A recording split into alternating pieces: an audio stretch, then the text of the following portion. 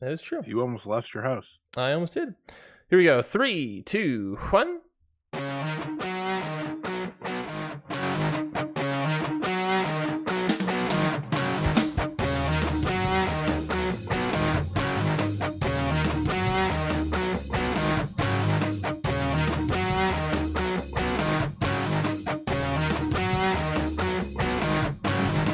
Hello, everybody, and welcome to Ring Post Radio, the only show where they start on time every time, except for when one of the hosts completely forgets. I'm that host, Ryan Knightstein. With me, as always, is the man, the myth, the legend, Scotty Edwards. Scotty, how I you had doing? an entire bit set up to start this show. Damn. Originally. Damn.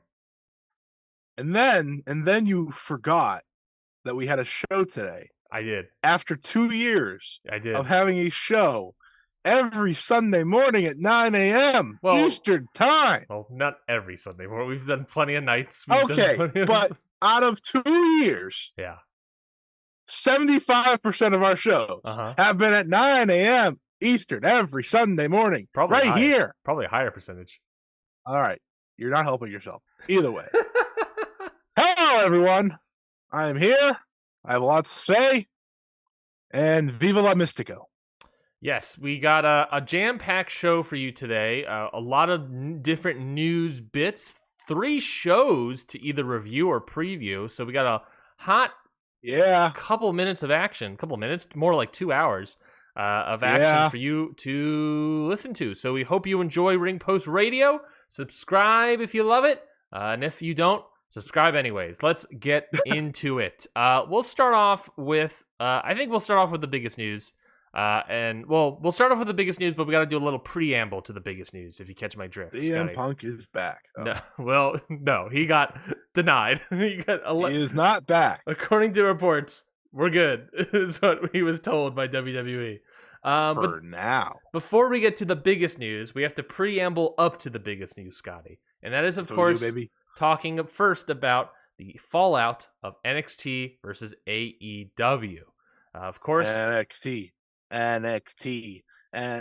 The Tuesday shows went up against each other. NXT, of course, always on Tuesdays. AEW Dynamite preempted to Tuesday because of the MLB and sport playoffs and all that stuff. But the shows went head to head, and to the surprise of really nobody, maybe Tony Khan, but to the surprise of most people, or not to the surprise of most people, NXT got a total viewership of 921,000 people, which is up 7.5%. In the overall viewers, and they averaged a 0.30 key demo rating, which is up 36%. So they had a massive show, which was helped, of course, by the likes of John Cena, Cody Rhodes, Undertaker, and everybody else. They also went first 30 minutes without any commercials, and they had a little bit of an overrun as well. AEW went like 48 minutes, I think it was, without commercials, and then like a 14-minute overrun. So they did a lot of unnecessary stuff, maybe, in the hindsight. I don't know. But in total viewership, 609 viewers, which is down 23.9%, which is sort of, I believe I listened to a podcast thing that's from Dave that said that's sort of in line how it usually is when they move nights.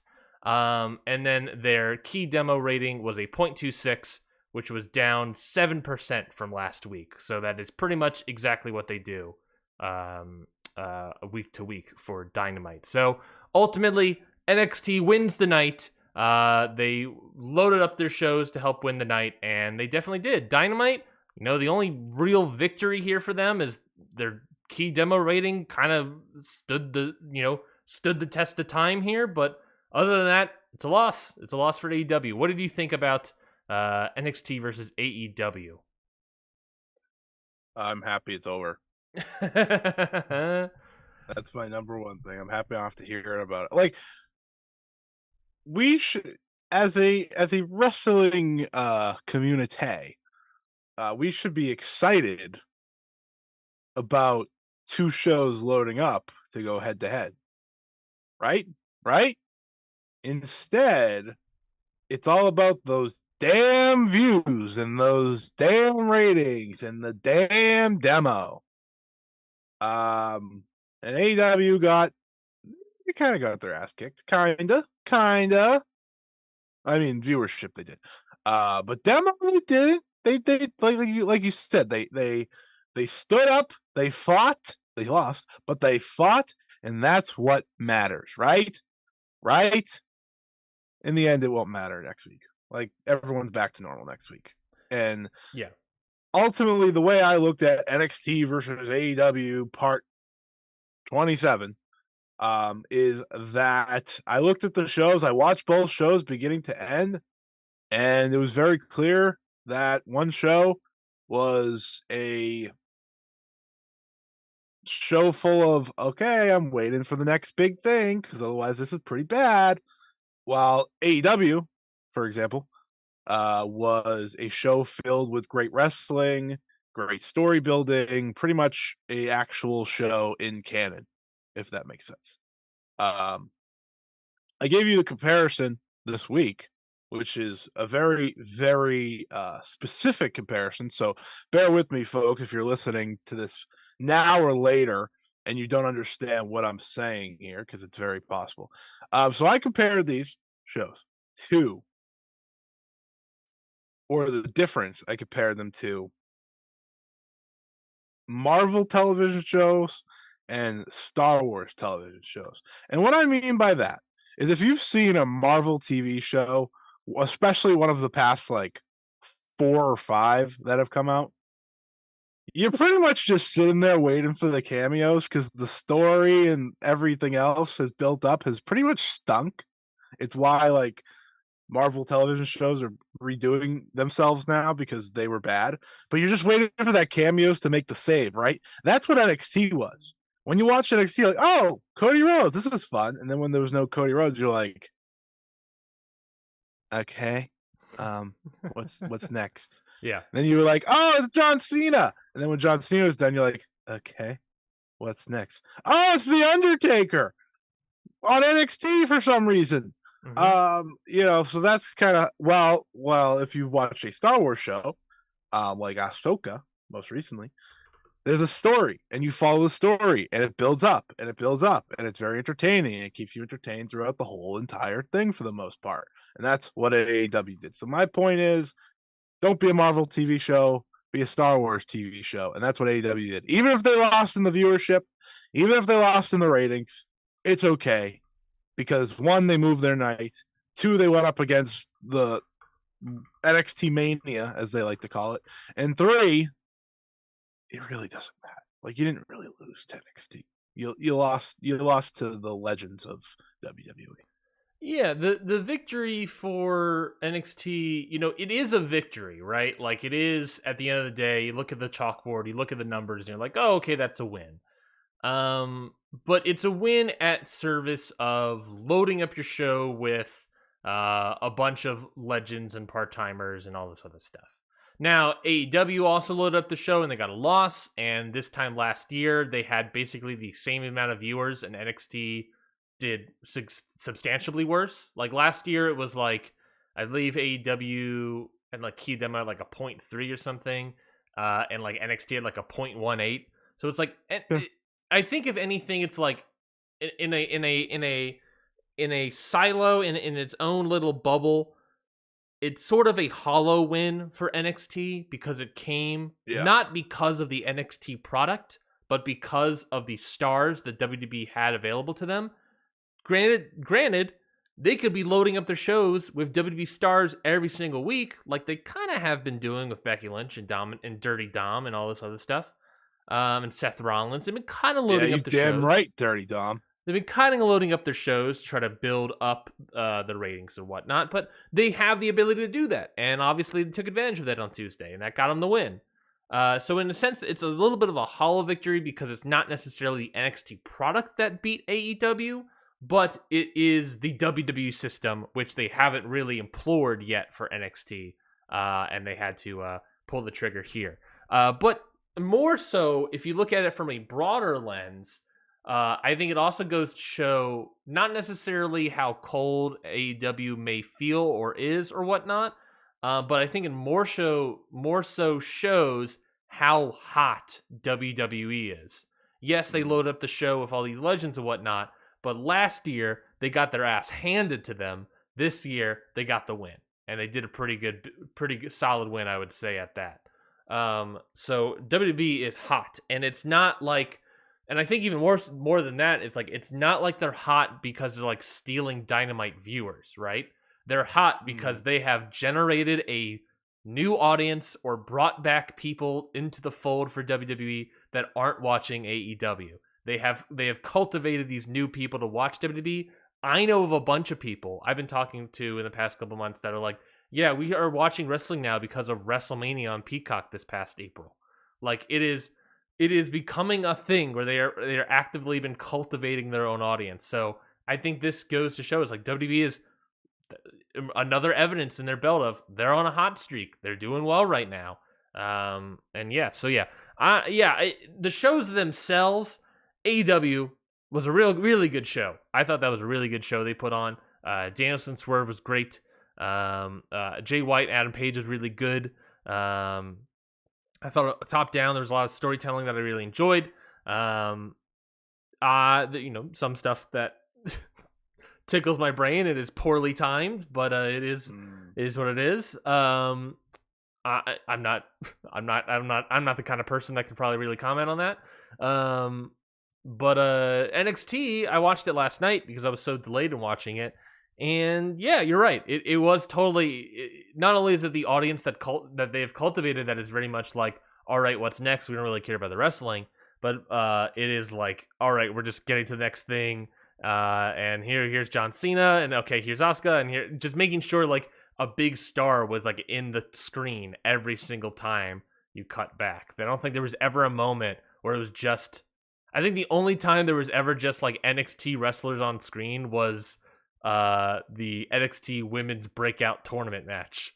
I think that might have been the only time, but yeah, it was loaded up for sure. Which I actually didn't get to watch that because I'm not gonna lie to you, I only watched like the big things on NXT because I could not be damned to watch Gallus, for example. How dare you? I did hear that was like the best women's match of the night, and I was like, what?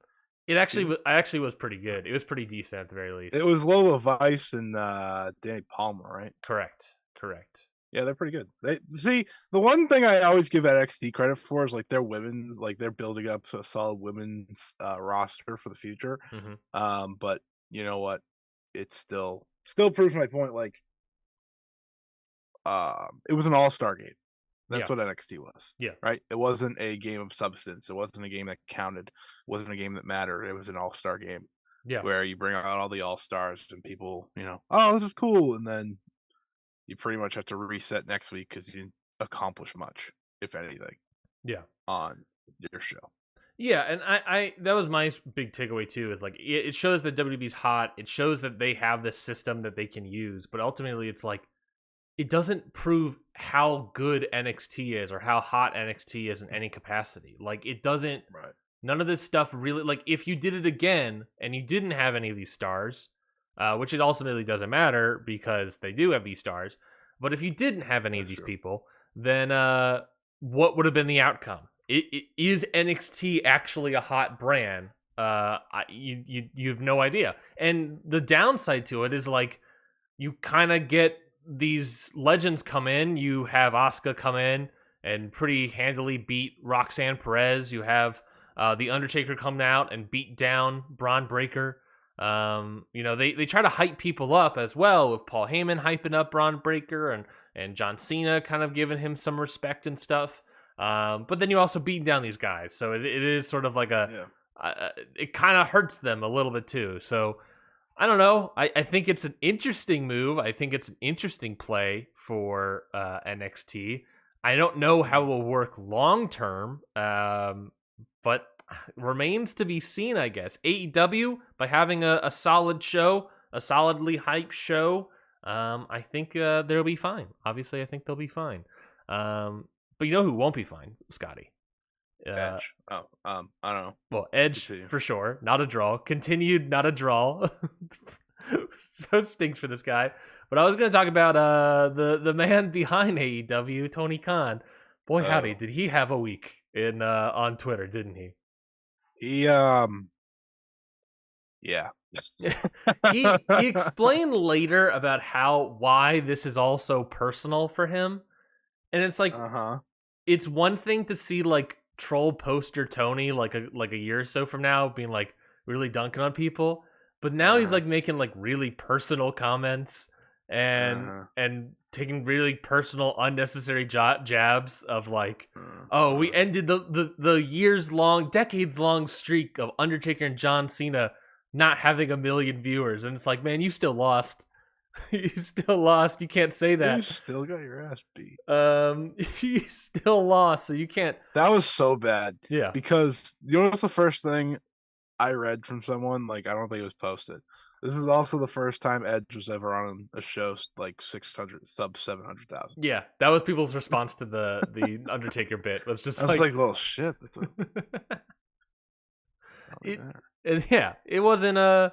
It's not a good. And Tony Khan really went off on Twitter, and I Pop understand. off, King. I understand, and as he explained, like I understand why he is taking Yeah. everything so personal because all these like AEW contract tampering from WWE nonsense was happening like as his mother was in the hospital. But Right. he's now taking everything super personally, and it's like, man, you shouldn't be taking everything this personally. Yeah, It's no. a thing, and it felt like he was going so hard because I don't know why he was going so hard because it was personal. Maybe he thought he was going to win. I don't really know I think he thought he was going to win. why. Why would he think? Man, What was he that's a great thinking? question because he didn't. So, I don't know. Listen, here's the thing about Tony Khan. He like had himself a week, Yeah. right? Tweeted a lot of things that maybe he regrets. Reportedly AEW regrets. Yes, reportedly people backstage certainly regret. And I do think that taking him away from Twitter may be a good thing for a little bit because it does seem like there's a lot getting out about him, like DMing people. And Tony, Yeah, if you want suggestions, I will give you DMs. Like, the listen, I know DMs you are listen to open. my Swerve suggestion of the past year and a half. I get that, Hmm. but I'm always willing to offer more. He's been Have you listening to considered? your not your hot takes, but like your praise towards Mariah May. Yeah, yeah. Potentially bringing And her Viva in. la Mystico. Well, we'll You get to booked him. We'll Mystico. You get to kidding him. me? We'll get to You him. kidding me? Ah, so you listen and you just I'm a message away. Um, but despite all the bad things, and I hope he's doing okay because some of it was just like it was so personal, like to him that it's like, is he doing well? It's Yeah. like, is he mentally doing well? Because you just never know. Well, If it's so personal that like you are a billionaire, yeah. owner of a pro wrestling company. You work for you are you're I don't know if you're owner of the Jacksonville Jaguars, but your dad does. So you work for them. You work for a soccer team. Like you do all these things. You're a very big, well-known human being, and you're making tweets about WWE. And don't get me wrong, absolutely shitty what they did, but it's like I don't know. I hope he's okay. Yeah, I hope he's doing. Yeah. Um, but It's but then he announces matches, and you're like, oh, okay, this is what I look for, yeah. Tony Khan. He what he does on Twitter is his own thing. It's nothing in comparison to WWE. It's nothing in comparison to what Vince McMahon does. But it's like it is still like Oh no, he's no, no, not no, he's no. not. I think my big point is like he's not taking the high road here, and I'm okay with poster Tony, but he's making it too personal, finding wins where they're not wins. Like he's taking all these things and he's seemingly taking it all very personal. So it's like you just got to take the high road, and I think this is a moment where he needed to take the high road and just be like, "Hey, I thought we had a good show. We lost. He doesn't have to say we lost, but just say I thought we had a great show on Tuesday. Like that's Yeah. fine. That's take the high road. But obviously, I think the internet persona of Tony Khan upset a lot of people on Tuesday or Wednesday and Thursday, and so I guess Tony Khan had to make up for it. So what does he do? He announces Rocky Romero versus Mystico for Rampage next week. Scotty, I'm so excited. You have no idea how excited I am. I probably I do though, because we reacted together. you and I message each other on Slack immediately, like, holy crap, oh my god, just back and forth. It's because there's just so many pieces from this. Like on the surface, I don't know if everyone's gonna realize it. Yeah. You know, because it's like, oh, it's Mystico, and half the people are like, oh, that's Sin Cara. Yeah. And I was like, shut up. The trampoline guy? You respect the god that is Mystico, first and foremost. He's on the Scotty list of excellence, buddy. You do not disrespect Mystico. Like Ryan said, Mystico, Keiji Muto, it's a supreme class that he's in. What's the Scotty list of excellence? It's the list of people that just are great, and they can do no wrong in my eyes. Like Keiji Muto went into the Hall of Fame earlier this year. You know, Keiji Muto went into the Hall of Fame because he retired, and I was like, well, you're pretty much the one who started this damn thing. Yeah, you know, just these guys that I'm all in on. And yeah, maybe some people don't like them, but I do. Can we get a? I do. Can we get? And that's what matters. Can I get a little bit of that Scotty list of excellence? Yeah, you want a little bit of a list of excellence? Yes, please. Swerve Strickland, of course, is on it. Now people do like him, but he's on the list of excellence. You gotta respect him. Leo Rush is on the list of excellence. Yeah. Because some people, could be a little rude to my boy Leo Rush, who's announced he's taking a little break after getting sick this past week.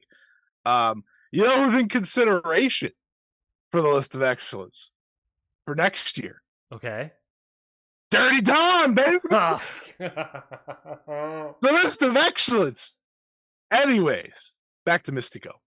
Can I ask, is Luke Jacobs yet on the list of excellence? He is not. He is not. He's on the right. We have some of my normal favorites because we gotta round it out. You got like the Mayu Iwatanis and like I said, Swerve, Mercedes, Suzuki.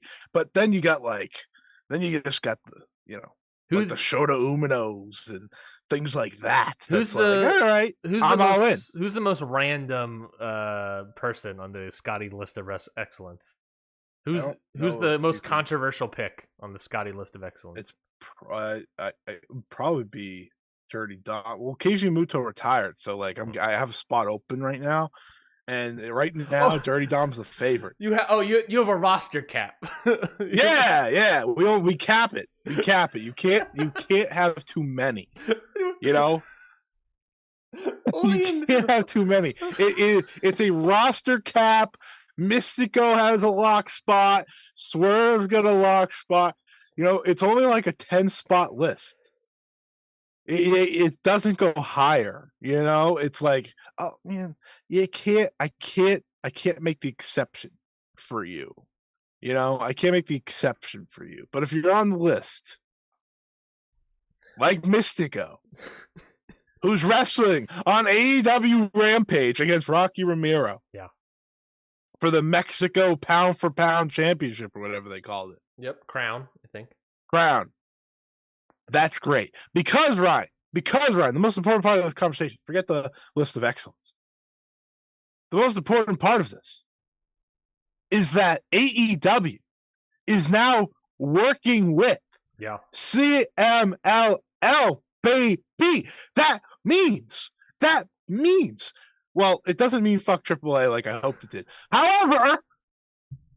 However, it means they are working with the best Lucha Libre company in the world. It means someday, somehow, somewhere, we're going to get Mascara Dorada. Yep. We're going to get Soberano Jr. Yep. We're going to get Hechicero. Yep. We're going to get Stephanie Vaquer. Yep. We're going to get the whole list of greatness. That's a list of greatness from CMLL. I have the list of excellence, list of greatness. You get messed up. We're going to get some incredible matchups, and I can't wait. And it starts with arguably the best possible matchup that CMLL could put on right now based on their year. Yeah. I can't wait. Arguably, you could... Teton! Sorry. Teton's a good one, too. You could maybe make an argument that he's like a Wrestler of the Year candidate simply because he is the biggest star in Mexico CMLL right now. He is not only the biggest star, he's a massive draw. When I say massive draw, like insanely big, like multiple Arena Mexico shows, like dozens sold out. He's doing Mexico. He's doing the halftime show. He, a wrestler, is doing the halftime show for when the Broncos are in Mexico playing. A wrestler is having a match in a halftime show of an NFL game. That is how big he is. He's ginormous. And yes, you may remember him as Trampoline Sin Cara. But since then, he's gotten way better. Not even way better, but way maybe like refined it a little bit. He's gotten out of that WWE system, and he's just going to be bringing pure CMLL Mystico to AEW television. That's what you need. That's what you need. And CMLL, working with them, like you said, fantastic. There are so many people in there that are so great, so fantastic Lucha Libre wrestlers. You have picked up in AEW so many great of AAA wrestlers, right? Bandito, Commander. You got Vikingo in for a little bit. Obviously, Phoenix and Pentagon. There's a lot of great people in there already. And now if we can bring in a little bit of CMLL guys, does this mean that AEW might try to sign some of these guys? Probably. But at the very least, we'll get several years of CMLL partnership. And yeah, I would love to say AAA has gone by the wayside, but it appears that AAA partnership with AEW is still going to continue. And all it has to do is for AEW to make sure that CMLL guys and AAA guys don't wrestle on the same show at the same time. That's all it is. Same show? I believe that's what he said. I believe that's what Dave said when talking about it. So like they can, like AAA can work on like Collision or something, and then like CMLL guys could just not work. How about them apples? Well, that's probably true. But then CMLL could work like Dynamite or something. Are they going to be okay that Mystico and Pentagon are going to be in the same building on the same time on Wednesday? We'll find out. Either way, they put out a presser. That's when you know it's real, baby. Yeah, CMLL put out that presser. They said that the upcoming match between Mystico and Rocky Romero, they hyped that up. They also said that it was the beginning of a new era for both companies. Are excited for future opportunities to work together. Tony Khan also confirmed that he had met with CMLL officials on Friday, saying he hoped it was just the beginning. So he is obviously very excited. And it's not just that. Obviously we get some big-time CMLL wrestlers, but, we get the Bryan Danielson of it all, of him tweeting out how excited he is about this partnership. He's going to Arena Mexico as soon as he humanly can. And I talked about this weeks ago, I think, maybe months ago, about I believe it, about how if they able to get a partnership with CMLL, which now they have, AEW has the ability to send wrestlers and fulfill the dreams of wrestlers, where they can send people to solid arenas and stuff in America, but now they can send their wrestlers to Korakuen Hall, send it to Tokyo Dome. They can send them to Arena Mexico. They can send them to a bunch of big-time wrestling arenas around the globe now. And if that doesn't entice some people, well, then I guess they're not big old wrestling nerds. But that's fine. Can't wait for Blue Panther versus Bryan Danielson. Yeah. He is... It's perfect. And, literally, Scotty, there's a good chance that this partnership has been fully formed because Bryan Danielson said, I'm probably going to slowly retire this year. I want some matches I want to finish and have. And one of them was versus CMLL, Blue Panther. So you had to believe that Tony Khan was like, well, we got to work with CMLL now and figure that out. Called up his boy Rocky Romero, the true Forbidden Door. Arguably the Forbidden Door. The guy... Rocky Romero deserves a Hall of Fame spot just for this. Lucha Blog said that. I was like, damn. I think I said it right before Lucha Blog. I did. You did. I checked the time. I was like, he deserves it. Just for this, he fully deserves it. He is doing God's work out there. He is doing God's work out. Very excited for Mystico. There's a great video package that they aired on Collision, I believe, last night. Where Rocky Romero I love it. Rocky Romero voicing it, but also like talking about himself in the third person. So it was Rocky Romero voicing about how big of a star Mystico is. So if you don't know who Mystico is, and you only know Sin Cara, you don't know anything about Lucha Libre Wrestling, check out that clip. It's surely on AEW's YouTube channel. I'm so bleeping excited. Yeah, I am as well. I am very excited. It was the best thing AEW did all week. Yes. Bar none. Yes. Don't even remember anything else. The moment I saw a graphic that had Mystico's face on it, I was like,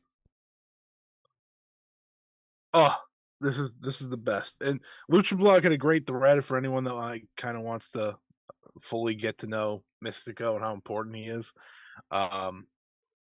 He's just the man. He's just the man. He is the man. He's also a Observer Hall of Famer. That is true. That is true.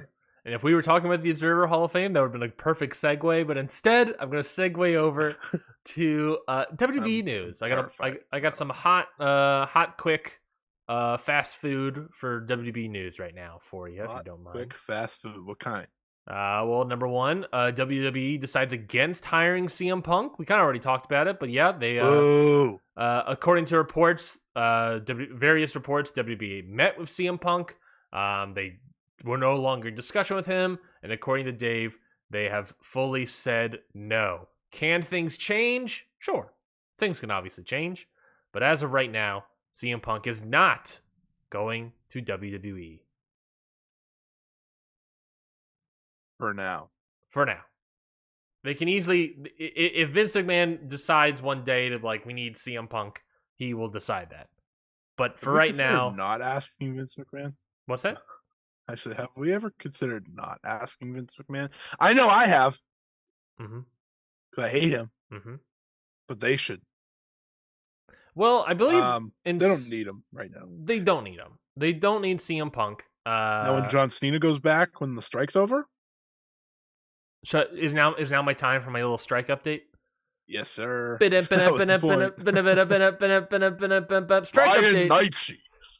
Strike update. You're welcome. So last week I talked about how the SAG and studios were in negotiations, and that I thought that there was potential that it'll end on Monday.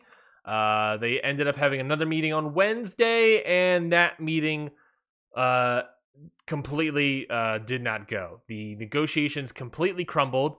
And the reason it was taking so long, Scotty, according to SAG-AFTRA, which is, of course, the union that represents the actors.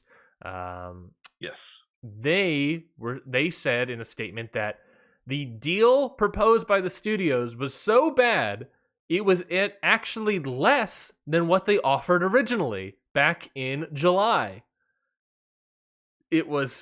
They have not made any changes on AI. They have not made any changes on anything else. In fact, apparently, according to SAG, they've offered them less stuff than before. The studios put out through various articles, which you have to, if you're reading Variety or Deadline, you have to like take it all with a grain of salt because, you know, the studios are the ones that talk to those directly, like almost immediately every time. So studios are putting out information and they're like, oh, we offered them like something. We're like, oh yeah, they get like $800,000 a year in residuals at the end of the day. And they're like, and then SAG responded saying, no, what they offered was 60% less than that. So there's just lies abound right now. The talks are broken down completely. So what does that mean for wrestling? That means John Cena is pretty much here to stay right now. Based on Friday, by the sounds of it. Based on Friday, I think he fully expected to go back to work. I don't think he expected to be on SmackDown on Friday. Since how limited his role really was in that show. But yeah, he now he's going crown jewel, baby. Now he's getting that crown jewel paycheck. He is sticking around for however long. The negotiations aren't going to start anytime soon. Scotty, I read from an insider conversation, and it may be just a bully tactic from the studios, but I read somewhere that the negotiations might not go back. The studios might not go back to the table for weeks, maybe months.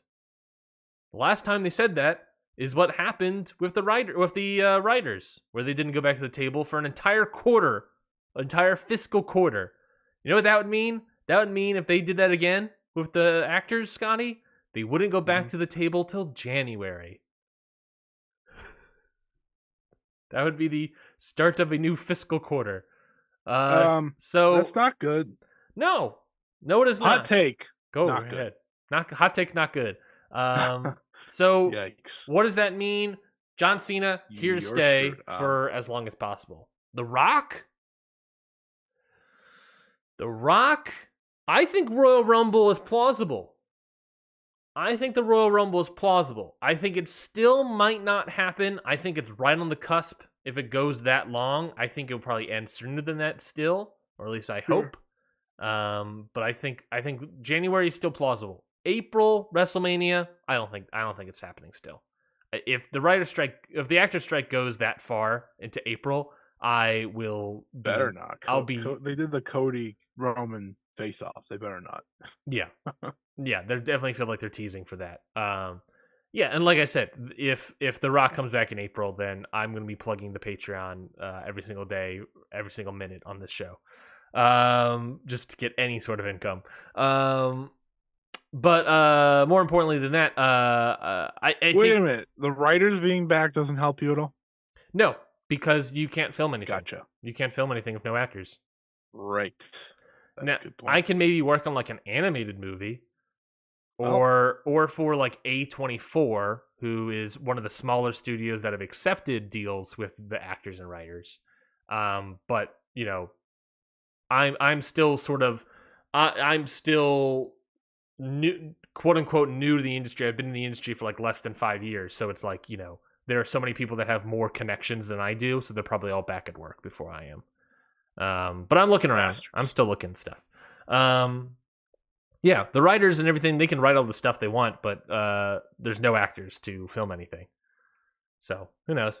I should also say that it felt like when I'm reading that the actors said that they were allegedly offered less than what they were offered before, makes me think that because the writers got everything they wanted and more than what they expected, or what they were hoping for, or no, more than what they expected the studios to offer them, I was wondering if the studios then offer the actors less to make up for the more money that they're giving the writers, which is insane. Which would be insane to me. But yeah, that's a little SAG update or strike update. Anyways, back to WWE news. According to Dave Meltzer, he said that there has been a little bit of a creative shakeup in WWE yet again. That he writes that Triple H is the person now making all of the key creative decisions in WWE. Vince McMahon is currently out of the process, but the term, quote, at the moment was stressed to Meltzer, and it's possible McMahon's involvement can change in the future. He basically went on to say that Triple H has like 99.9% creative control. Vince McMahon still has that 1% or whatever. But basically, Ari Emanuel, they all want Vince McMahon to have a different role and TKO and leave all the creative energy to Triple H. So my immediate reaction to that, Scotty, is, wait, Triple H wasn't booking it already? I thought Triple H was already a head booker. What are we talking about? Yeah, makes you think. My reaction was, wow, that 1% is probably still stronger than the 99 Triple H has.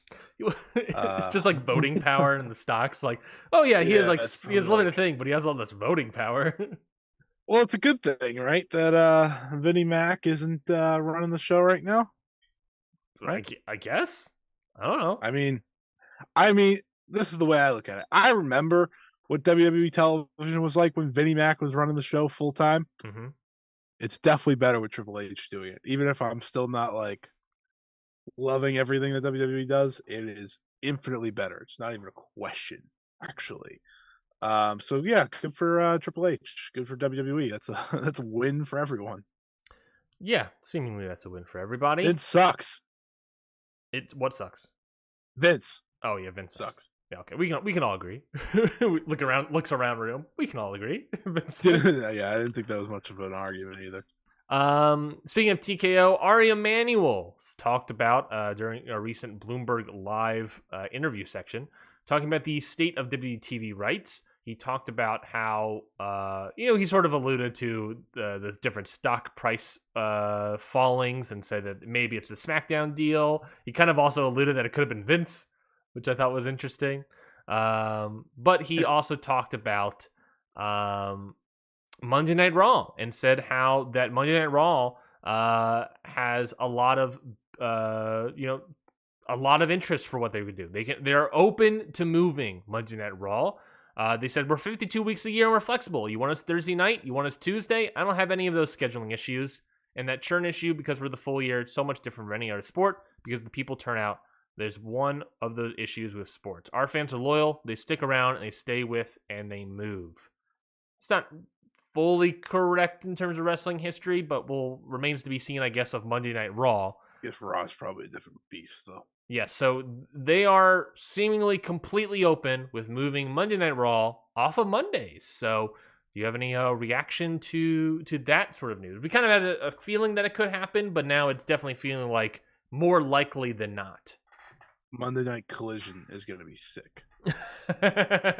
Look, if they can't go against college football, assuming Raw wouldn't go to Wednesdays, the moment Monday night opens, you take Collision and you put it there. That's what I was thinking. I don't see why not. I mean, they're already getting hurt by college football. What's NFL? Yeah, what's NFL for 3 months? Yeah. Out of the entire year. Like, what is it going to do? I guess it's nothing. In theory, the NFL is probably do you think the NFL is watched more than college? I don't know that data. Yeah, absolutely. The NFL is like the most watched thing. Besides Ring Post Radio. Besides Ring Post Radio. Straight face. I think it's not a bad idea. You'll get a bunch of people that be like, "Oh, let's watch WWE," and then it's AEW, and they're like, "Oh, this is nice. I'll watch this." In theory, it's either you move Collision there, or if Monday Night Raw goes to Wednesday nights, you put Dynamite there. Yeah, I think that's more interesting to me is that the plausible nature of Monday Night Raw moving to like Wednesday. You know, obviously, if they move Monday Night Raw, by the way, I don't think they're opposed to moving NXT, right? I don't think that's a thing they won't do. Doesn't exist in my brain right now. Oh, I agree. So they can move Monday Night Raw to Tuesday. They can move it to Thursday, and that would really hurt Impact and MLW. Dynamite would be fascinating. And because it not only would it be fascinating, Scotty, but you would have to think that Warner Brothers is not going to just simply move them to another night for the remainder of their contract. Right. I mean, they certainly could, but I don't think they would do that at all. I think they would, for the most part, stay on Wednesdays and then get crushed by Monday Night Raw for a couple more months until their contract is available. Because it would be, like October or something, and then that'd be bold. 3 months later, they can move to a new night with a new deal. I think NXT was bad. Raw would crush them. Raw would crush them. Like, that would be really bad. Yeah. Like, I don't even want to know. Like, they probably would do Collision numbers. Possibly. And that's real bad, dude. That is your flagship show going like half the viewership or something like Collision numbers are good for Collision because they're on Saturday. Yeah. So, like, they don't matter. We can sort of hand wave Collision a little bit. Yeah, Collision numbers on Wednesday. Yeah, you can't be doing that. Can't be doing that. So, yeah, Wednesday would hurt them a lot for 3 months straight. You can move Tuesday. That's worse than football. That's what, Tuesday? No, if they're on the same night as Raw, that would be worse than football for them. Oh, 100%. 100%. You could also move Monday Night Raw to Tuesday and move NXT to Wednesday. Back to Wednesday. Do the Wednesday Night Wars again. Oh, kill me. I think it's plausible. I can't wait for Undertaker to win the NXT championship. I can't wait for the new NXT general manager, Undertaker.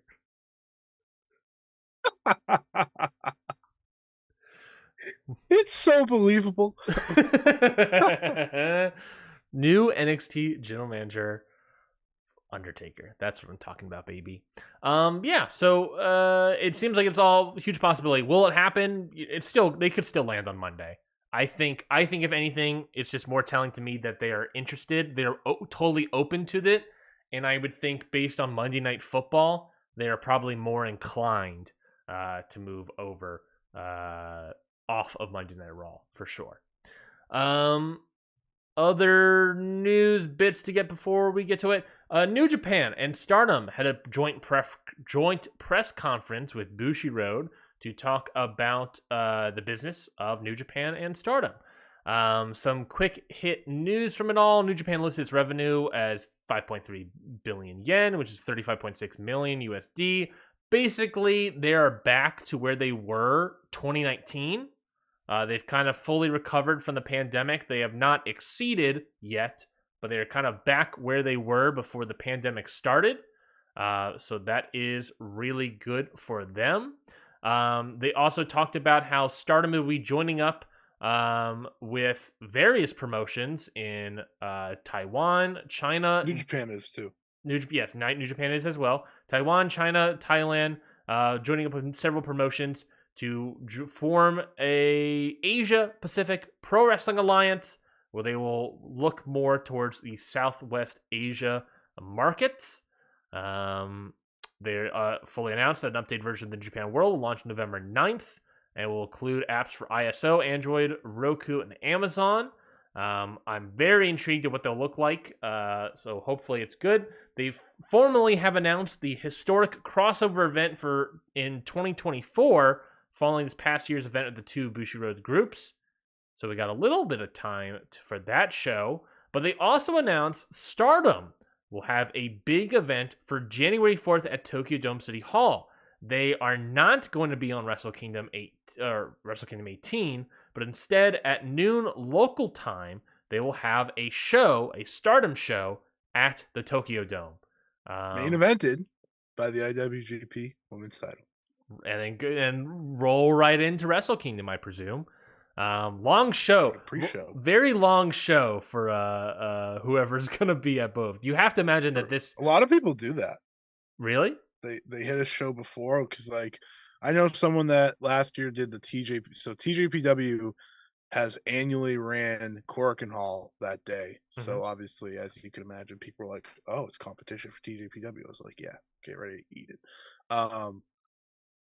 So I've known that they go there to Wrestle Kingdom. And I always think it's a smart idea. Like, I think going full WrestleMania weekend with Wrestle Kingdom is brilliant. Yeah. At least for Bushiroad. Because now it's all right, you can get a taste of Stardom in full instead of the 6-minute teaser like last year. And then you get to go right to Wrestle Kingdom. And, you can buffer in the middle because you don't need to listen. You don't need to go to like the first 2 hours of wrestling. Yeah, that's probably true. Stardom also talked about how they have added a bunch of new shows, which you can probably tell. Going back to 2018, they had 70 shows in the year. 2023, they've had 141 so far. Which is no, I think by the end of the year they'll have 141. Okay. I think that's what that was. And I guess as of right now, that means that 2019. Let's say 2019 they had 74 shows. In 2019 they made $200 million in yen, or 200 million yen, I should say, back in 2019. In 2023 they've had 141 shows, and they've made about 1.5 billion yen, which is about 10 million US dollars. They've gone from in 4 years or 4 years. Yeah, because they skipped 2020. Going from 200 million to 1.5 billion with a B, also double the amount of shows that they've had. Hottest rising company in the world. That is huge. That Bushiroad. When did the Bushiroad sale? They officially took over end of 2019, which would make sense. And 2019, which I mean, Bushiroad's first year was 2020. which rough year. which Uh, doesn't really count. but 2021 was 460 million yen. 2022 was 1 billion. 2023 was 1.5 billion yen. So they are growing massively. Which is great, obviously.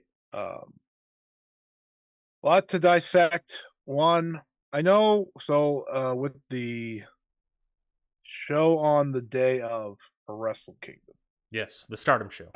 I do think it's a great idea. The only shame is obviously that they missed out on getting to be a part of Wrestle Kingdom. Getting to be in the Tokyo Dome, and that sucks. However, Yeah. I still think there could be a women's title match on that show, in the form of Mercedes Moné. Yeah, we're talking about the IWGP Women's title, but what about the New Japan Strong Women's title? Yeah, so like to me, that's a very big possibility still. Like they said, Stardom won't be involved, but okay, we could break some rules, and Julia's involved, whatever, good enough. So I think that's still a possibility, but nonetheless I think a own show leading in right there at the Dome. Mm-hmm. That's brilliant, right? Like it's just such a smart idea. You're gonna pack out a 1,200 seat arena right before Tokyo Dome because it's gonna be a success. I'm not really worried about that.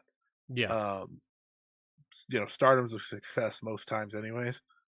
That and I like the if you've ever watched a show in the Tokyo Dome City Hall, it's a nice venue. It's a nice interesting venue because it's kind of like a stage Yeah. and the ring is down, so that'll be fun. And Mayu will main event that show presumably, so I'm not complaining there. In terms of the shows, I think this is the bigger talking point. 141 shows right now. Mm-hmm. Ryan, the injured list is Yes. as follows. I'm glad you brought this up. Tommy Shishita, 1, Starlight Kid, 2, Tam Nakano, which if you watched her match against Natsuko Tori, you kind of expected it. 3, Which again, freak injury. Saya Kamatani, 4, who has made reports about trying to come back but changing her style immensely. Yeah, which I think it'll be okay. I have my own thoughts about that. Azumi, 5, and the other one's a big one too, and my brain is empty. Mercedes, if you want to count that. Yeah, well, she didn't get hurt from the one match she had on the calendar with them. Who the hell is it? It's a big one. My brain is gone, folks. I'm sorry. You already said Haya Shishida, right? That was number 1? Yeah. No. Oh, I have no idea. Either way. All right. Either way. So everyone's hurt. Everyone's hurt. They've doubled the amount of shows they've had. And a big conversation point also coming out of it was a point that Julia brought up during the press conference and sort of a request mentioned that if there is a way to change up the 5-star Grand Prix schedule, which is a very deadly, in terms of injuries, a very deadly tournament, injuring a crap ton of women. And yeah, their sort of response to that was... Oh, Natsupoi. Thank you. Natsupoi, there we go. The sort of response to that was, yeah, we're sort of thinking about it, but if we did it, it would go down. She was like, maybe do it in a month, and they talked about, well, we would probably do a month and a half. But it's still better, still improvements. But yeah, at the end of the day, though, I don't necessarily think like reducing the schedule of the 5-star is going to change things.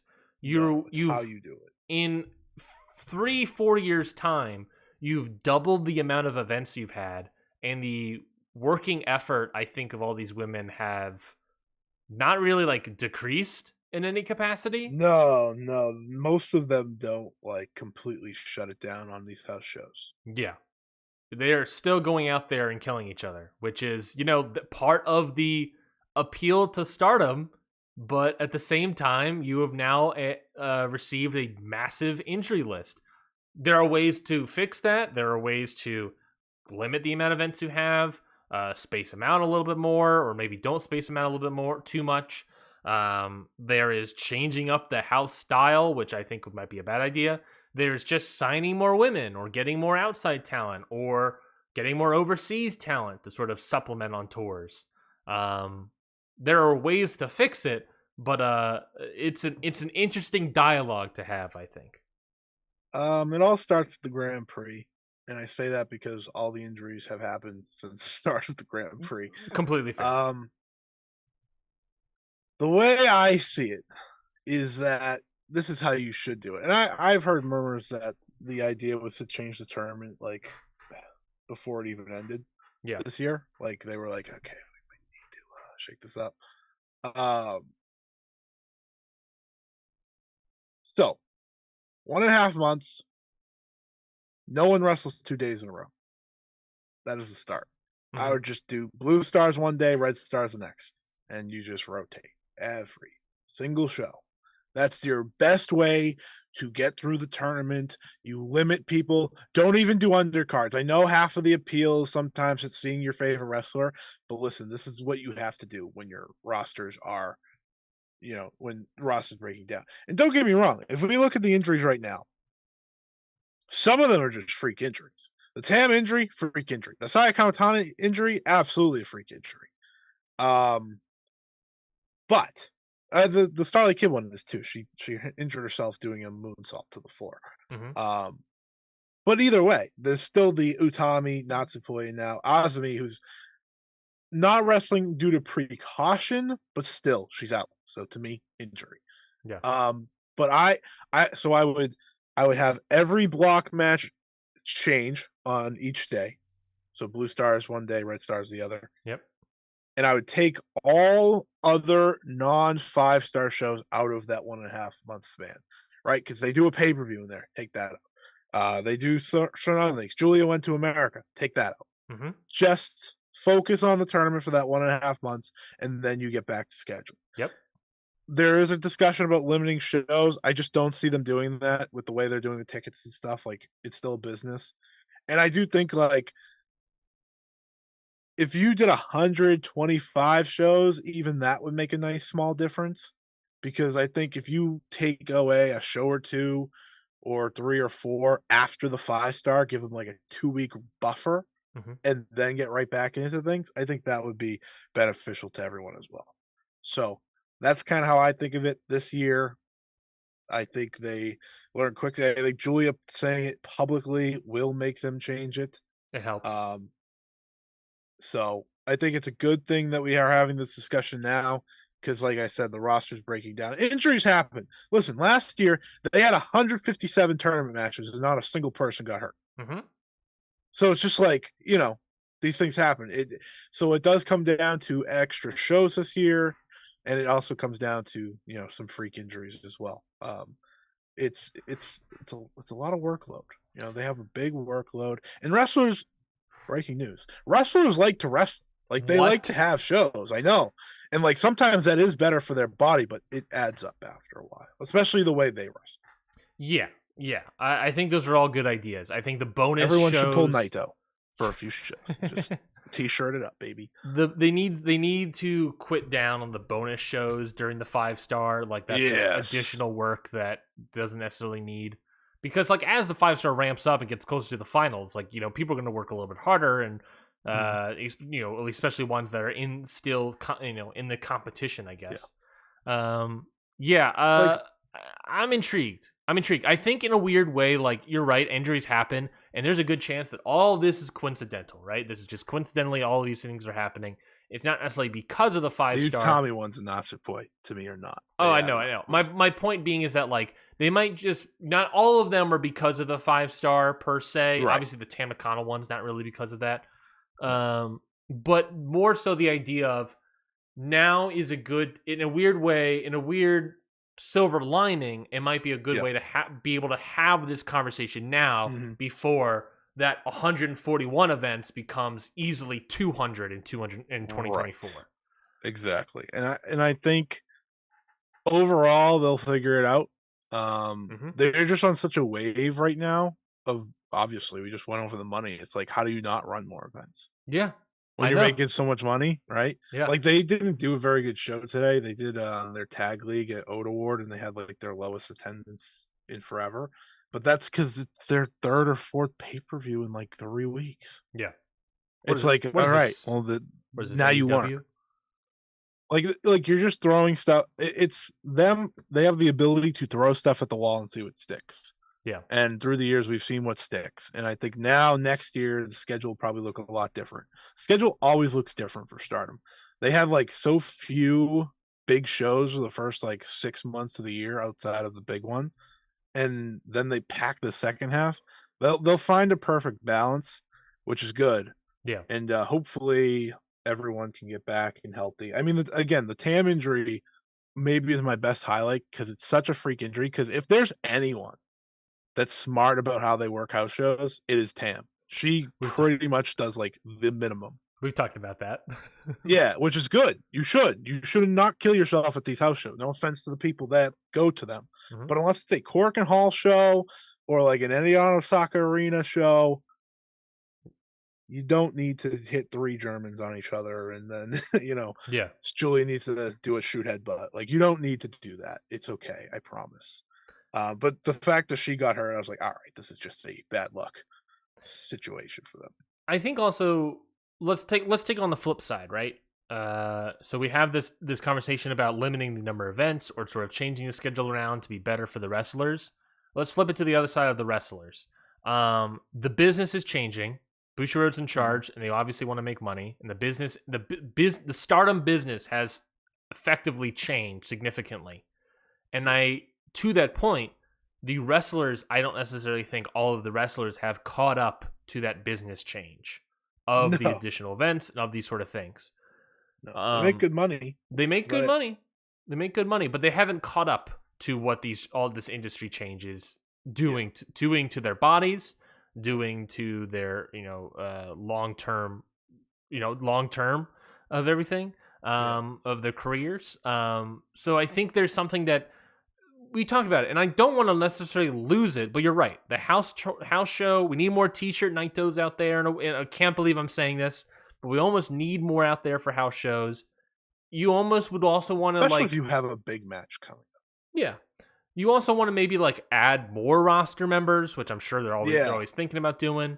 They have rookies in the works right now. They got rookies in the works. Bring some people overseas. Megan Bain has been very successful. Mariah May was extremely successful.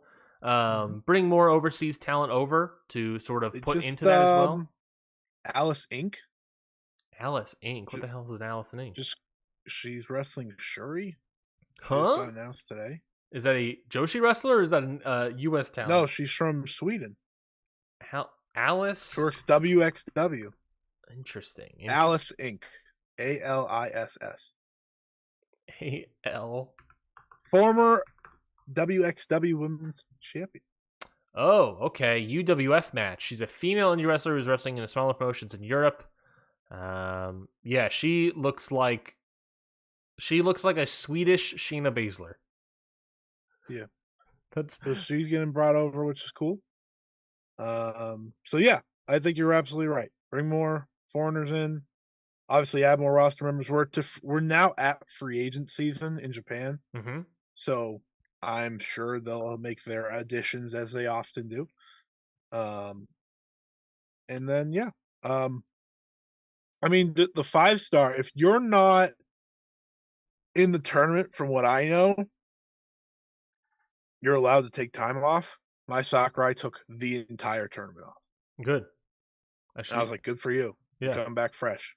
Like if you have anything ailing, and I think that's a great option, especially if you're not in the tournament.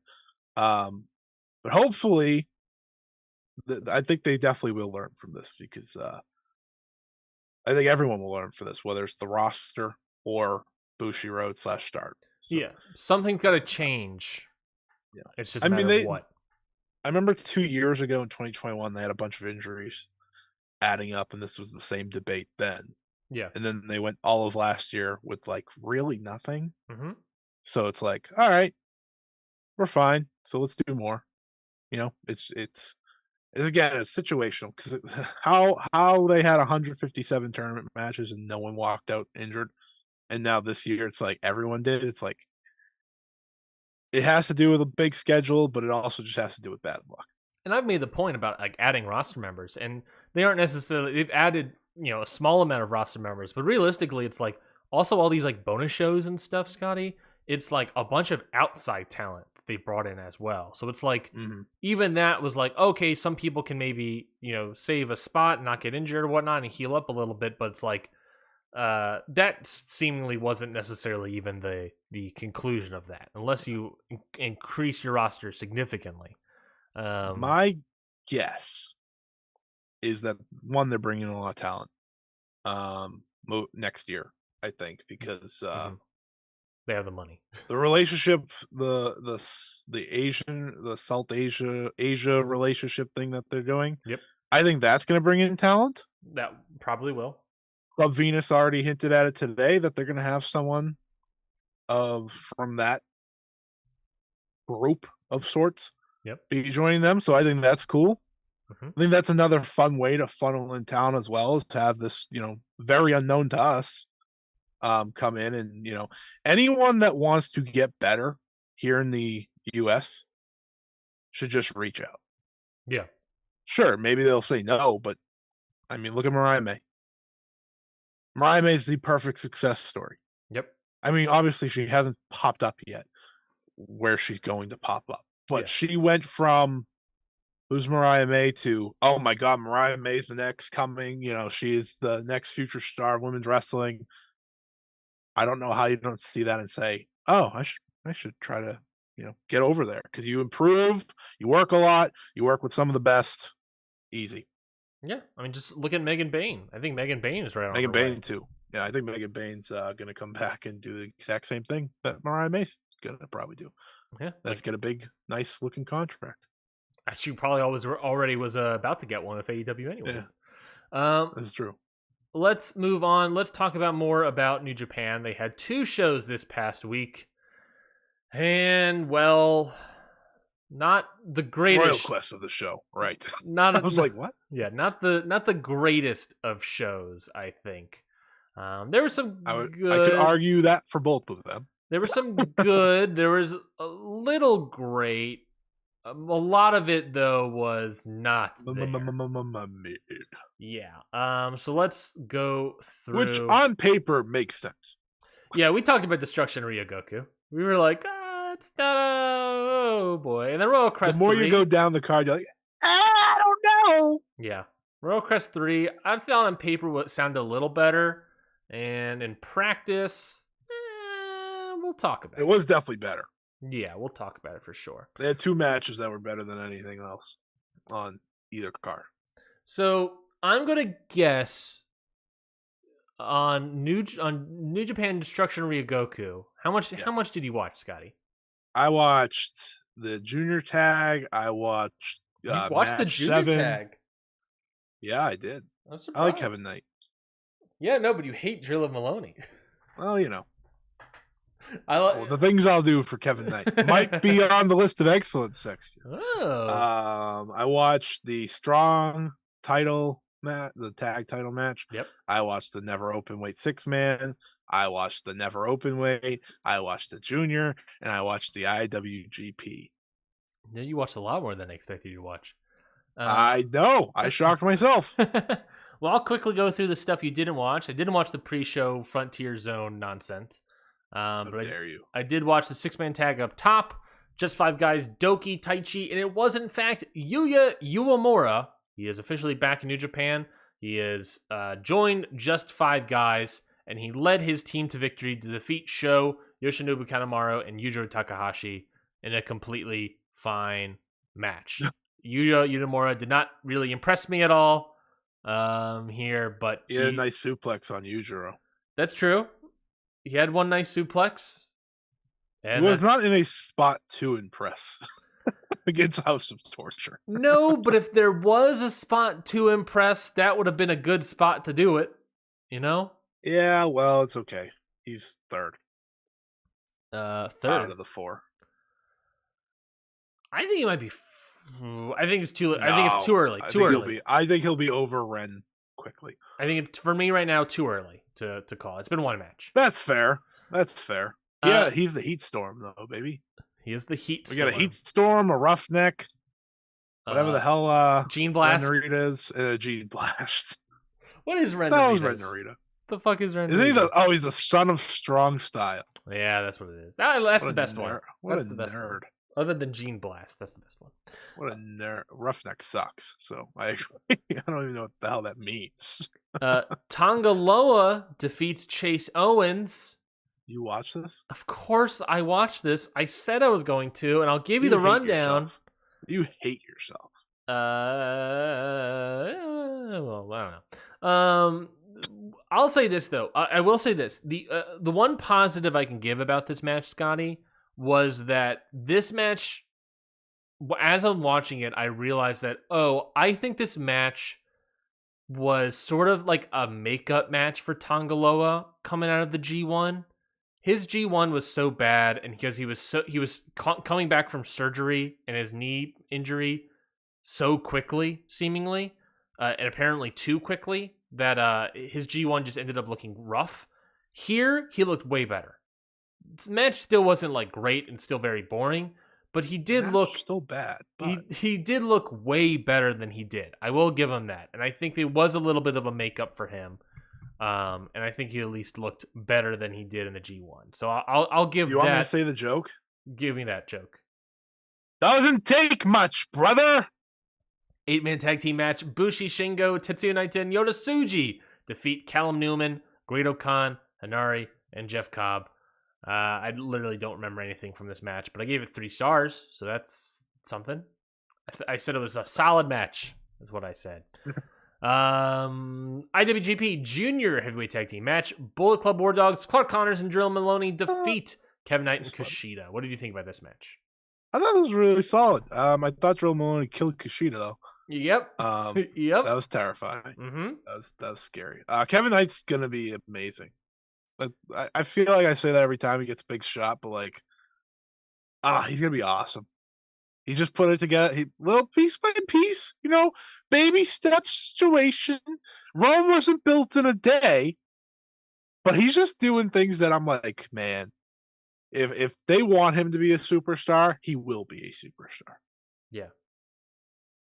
And learning from Kushida, not bad. No, not bad at all. He's been doing great. He looks great. Kushida's found his legs, by the way. Yes. Took a while, but Agreed. he's really found it.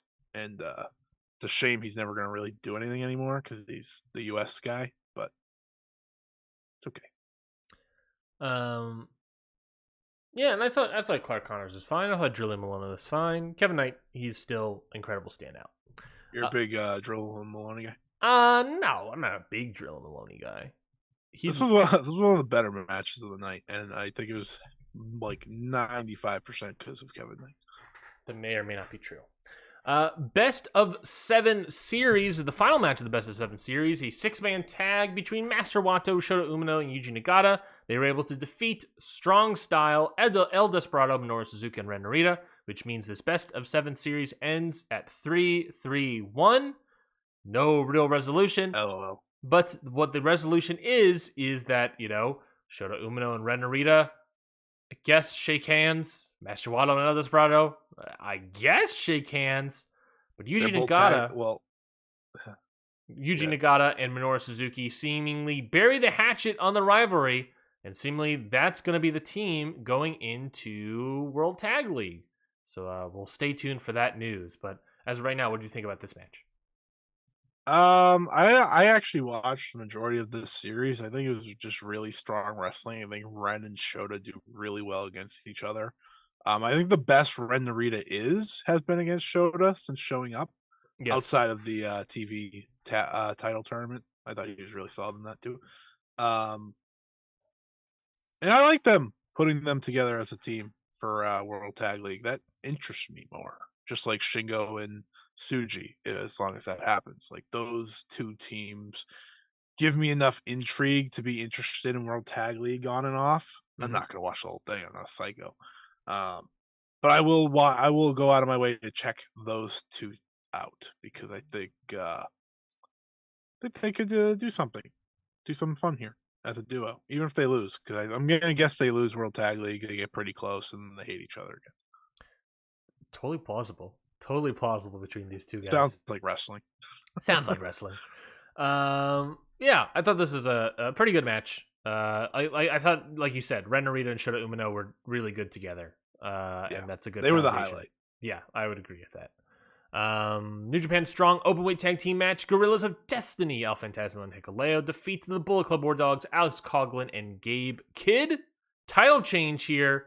God 2.0 are now your new champs. That's a choice. Yeah. You weren't into this one. Alex Coughlin and Gabe Kidd are losers. They are. Like, half the time they lose matches because they don't care, and now they're just losing matches because they're losing matches. On paper, they are losers. The War Dogs on paper are mostly losers. David Finlay got pinned by Tangaloa yesterday. That is accurate. Where are my dogs at, baby?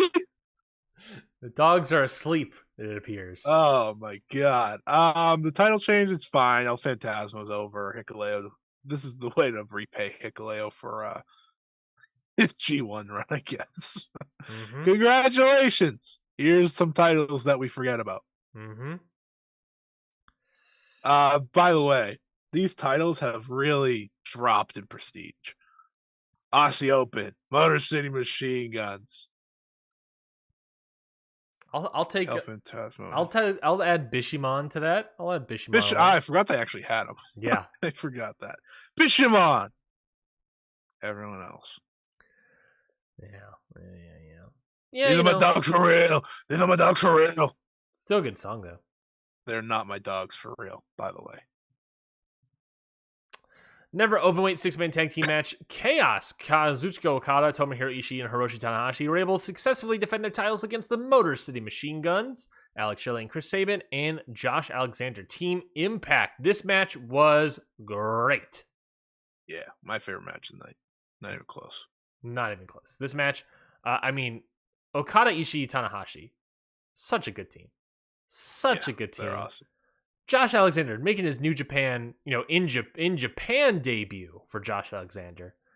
Fantastic stuff. Him and Ishii. He needs to come back. That Ishii headbutt against Josh Alexander just flies off the screen. Perfect. Beautiful. Cut, print. As I expected, it was the best show of the show. Best match of the show. Mm-hmm. I just watched it. I was like, can we get the Motor City Machine Guns in New Japan more? Like, please? Like Alex Shelley's probably gonna lose to Josh Alexander, right? If he does, why don't we put the Motor City Machine Guns in World Tag? I'll take it. Why don't we pack up World Tag League a little bit out of nowhere? Huh? Why don't we get? They're just so good, man. Yeah, they deserve so much more praise than they get. Like, they're still one of the best tag teams in the world. I would take the Motor City Machine Guns over pretty much every tag team. They just don't wrestle the same tag teams that we consider the best tag teams in the world. Yeah. Like, imagine if they were wrestling FTR and the Young Bucks and Aussie Open and all these other teams every week. I'm pretty sure most people would be like, yeah, they're probably the best. Remember that time when they popped up on an AEW pay-per-view out of nowhere? Yeah, and they tagged to Jay Lethal. Yeah. That match didn't really go anywhere. No. Oh, really? That match did not really work out.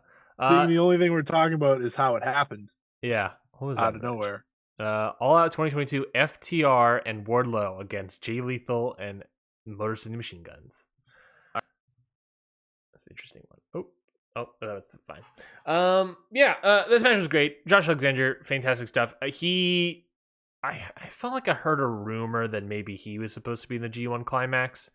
And if that's the case, gotta get them at least back in for next year. This guy was great. He belongs. Put him in a meet group. Tomohiro Ishii. Put him against this guy. Put him against Yuji Nagata. That would rule. That would actually be really good. A Kojima match. That would really be really good. Are you pitching Josh Alexander matches?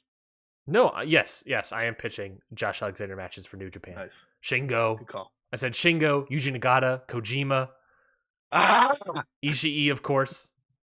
There's a lot of great stuff you can do with Josh Alexander. I think if he didn't get the opportunity to do the G1 last summer, he was absolutely going to, which hurts me. Then he should 100% get another opportunity because this was a great match. Great, or at least needed to come back and do something. Never open weight title match. Tama Tonga defeats David Finlay. I'll say better than expected, but all right, way too. I'll ask you. Way too. What did you expect? Bad. I expected piss poor, and I got it's a pretty good match here. Just a little too long for my liking, like almost 20 minutes. Tama Tonga gets the win, kind of surprised by that. David Finlay a little bit on a losing streak, I guess, but all right, fine, sure. Tama Tonga gets the win. All right. War Dogs looking rough. War Dogs looking rough out here, aren't they? Where are my dogs? My dogs for real. It's more like my dogs for fake. Is that anything? Is that something? But I thought it was fun. I thought it was a pretty good match. I didn't think it was great, but it was better than expected for sure. Where are we at the David Finlay? Still don't like him. Great. Still don't like him. No, I know that. I also don't like him.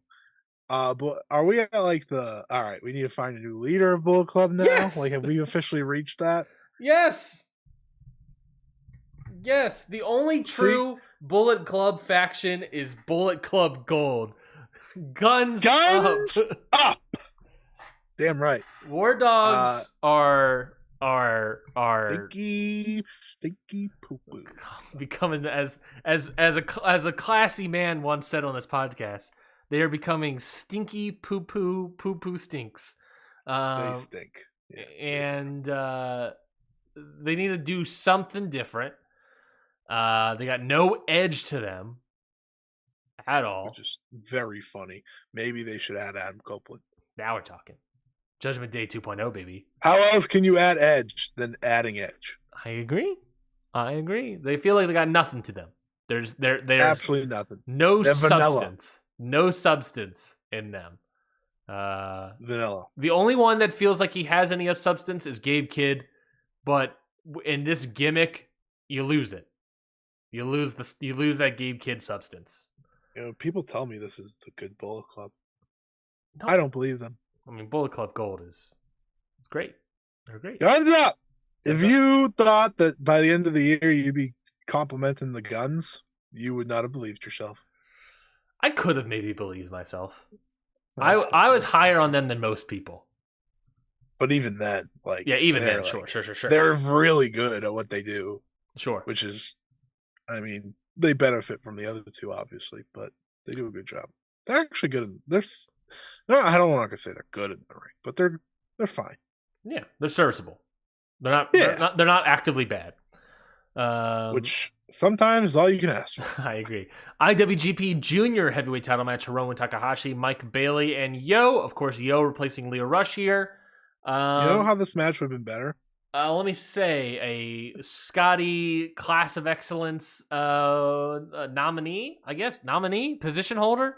He's a position holder. Roster member? Position. If Leo Rush was in this match. This match was really good. It just was like...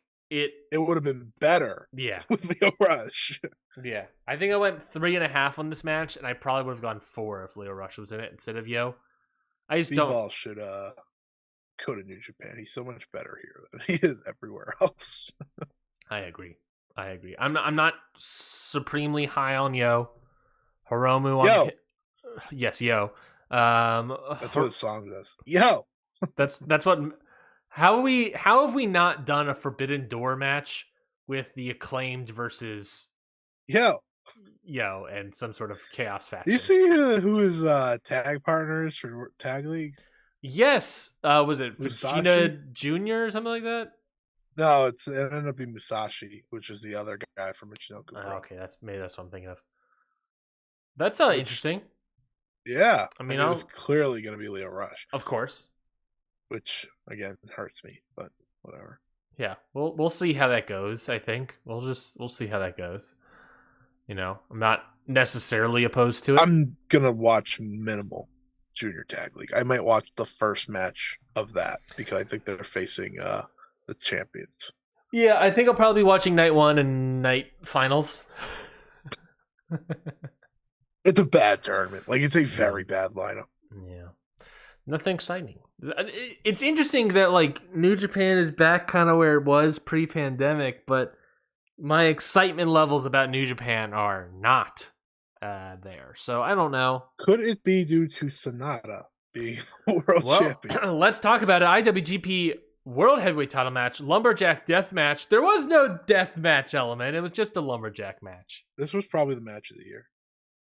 In terms of bad matches of the year, this was certainly the match of the year. Sonata defeats Evil. Not a good Evil match. I've talked about it before. Evil can have really good matches, folks.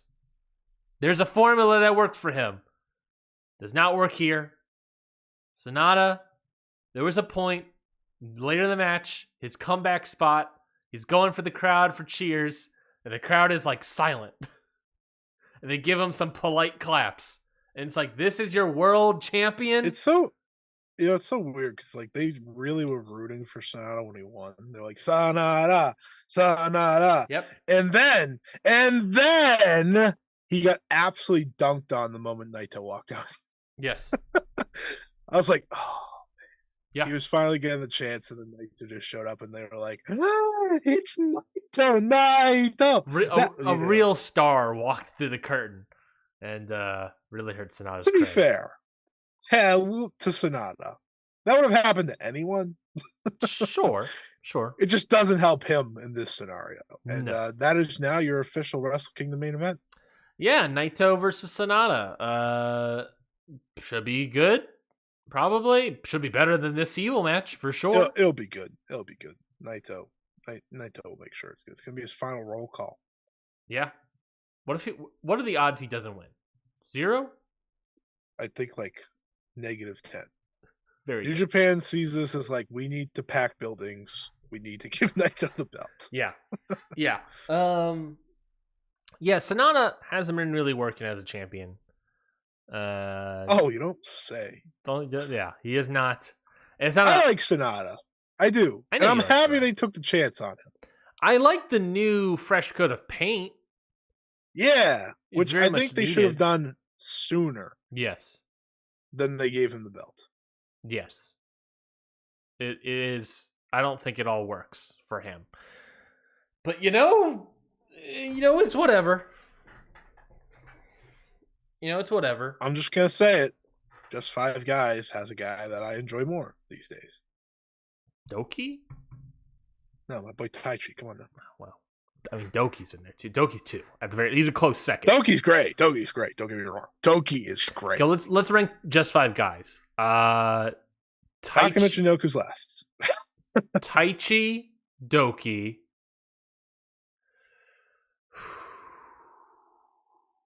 All right, I'll do mine. All right. Well, you think Taichi, Yuya, What an insult! It's tough. Sonata, Doki, Taka. I think I'm Taichi, Doki, Sonata, Yuya, Taka. Shout out Doki. Yuya has not done a lot in New Japan yet to really determine a placement. Yeah, the Joe Hendry videos are fun. No, and that's why he drops down. That's why get Joe Hendry You're off like, my god. No. Get him off my god. He's doing a fake feud with Simon Miller of all people on Twitter. Get off of my screen. Get off here. What are you doing? Get out of here. Get off. Say his name and he'll appear. His name is Yuya Uemura.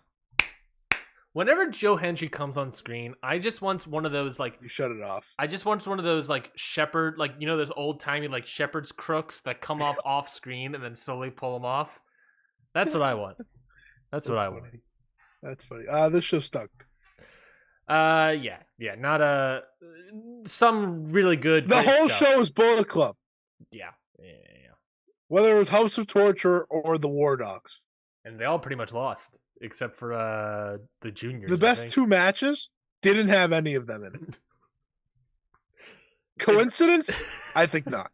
World Quest 3. Let's talk about this show. This show happened last night or last morning, whatever, in London, England, in the Copper Box Arena. This felt more like afternoon. Yes, this afternoon. It felt like World Quest 1 was a New Japan show. World Quest 2, New Japan Rev Pro. World Quest 3, this felt like a Rev Pro show. That's why it was subpar. A little bit. Well, hold on. Rev Pro's pretty good. But yeah, there was a lot of not really. The first lots of it. I'll tell you, Scotty. I know you came in at the semi-main with the Shingo. And I walked Ishii. in at the best possible time. So I'll quickly run down everything as we get to that. Ready? That's what you do, baby. Taiji Ishimori versus Robbie X. Solid opener. Nothing special. Good tune-up match for Taiji Ishimori coming back from injury. If you missed it, you missed nothing. El Desperado versus Trent Seven. Weirdly, Trent Seven continued his bully not really hardcore, but they did chair stuff. During this match. Hardcore country. Don't do it. Trent Seven just continued his bully thing, and El Desperado got a sudden roll-up victory. Fine match. Yoda versus Luke Jacobs. I was very excited about this match, and despite not being an overwhelming great match, nothing like the Ishii-Luke Jacobs match. Luke Jacobs has way more confidence in his wrestling ability and his charisma and everything. He's way better in that department. He's actually slimmed down a little bit, where it's holy crap, if he now puts on... He's slimmed down, he's lost a lot of that Volter weight, and now if he just gets all... his Gunther weight? Yeah, now if he puts on this Gunther muscle, now we're in business. Yoda always looks good.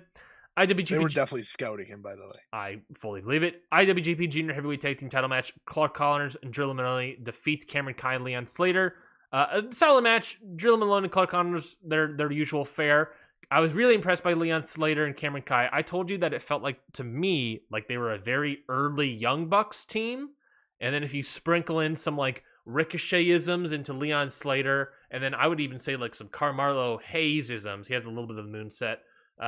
And Cameron Kai. That's that whole team of Leon Slater and Cameron Kai. They have full potential down the line. 6-man tag team match, Guerrillas of Destiny, El Fantasma, Tama Tonga, and Tonga Loa. Defeat Bullet Club War Dogs, Alex Collin, David Finlay, and Gabe Kidd.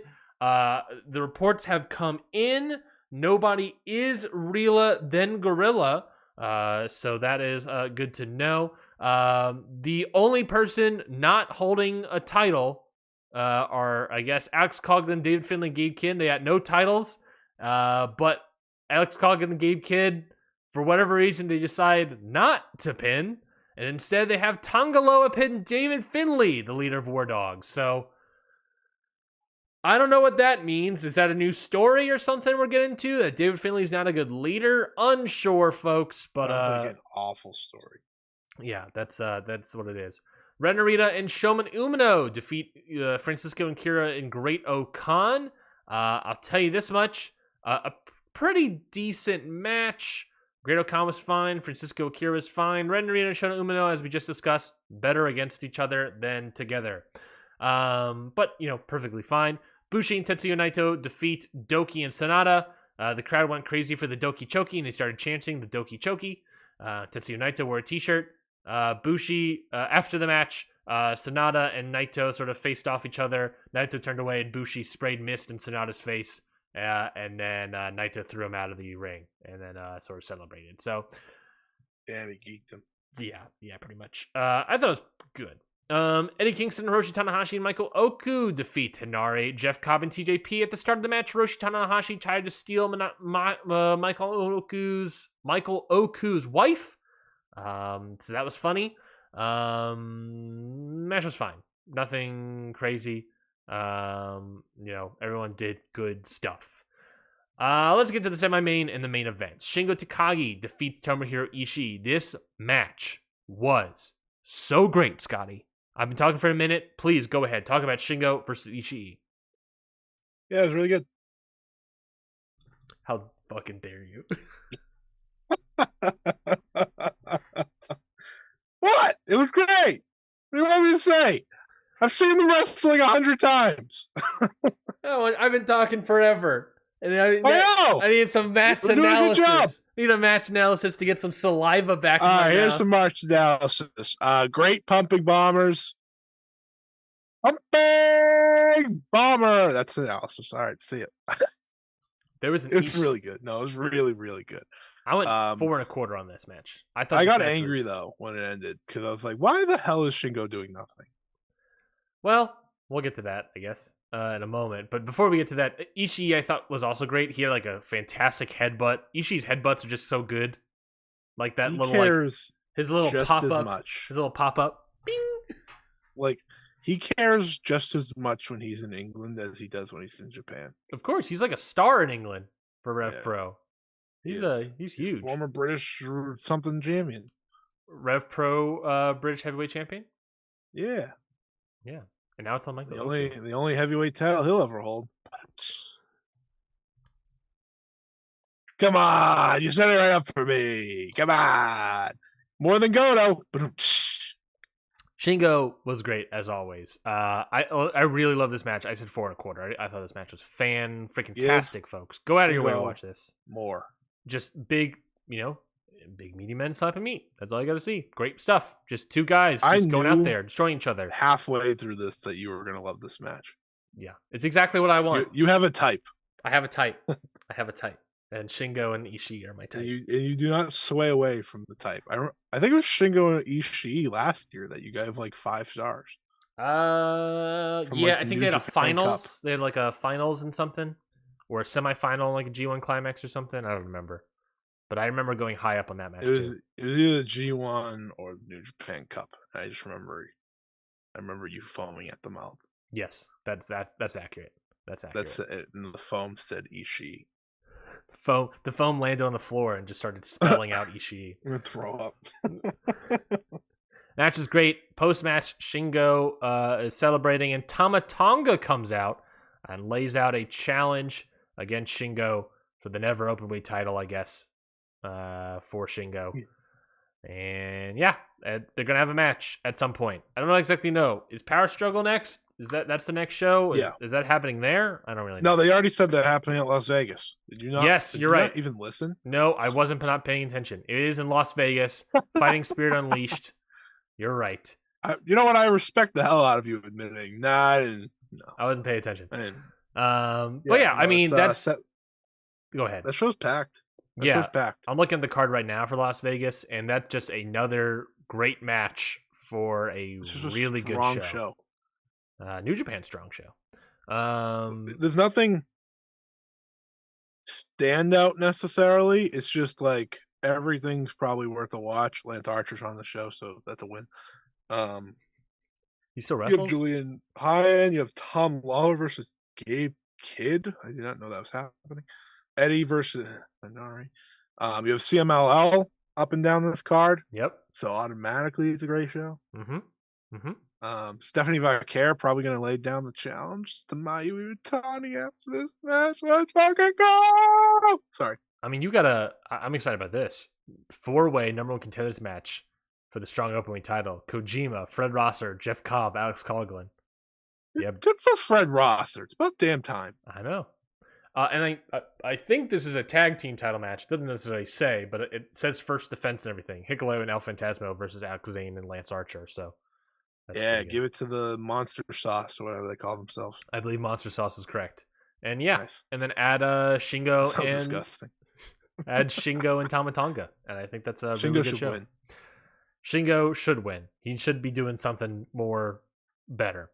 More than KOPW, more than nothing. I agree.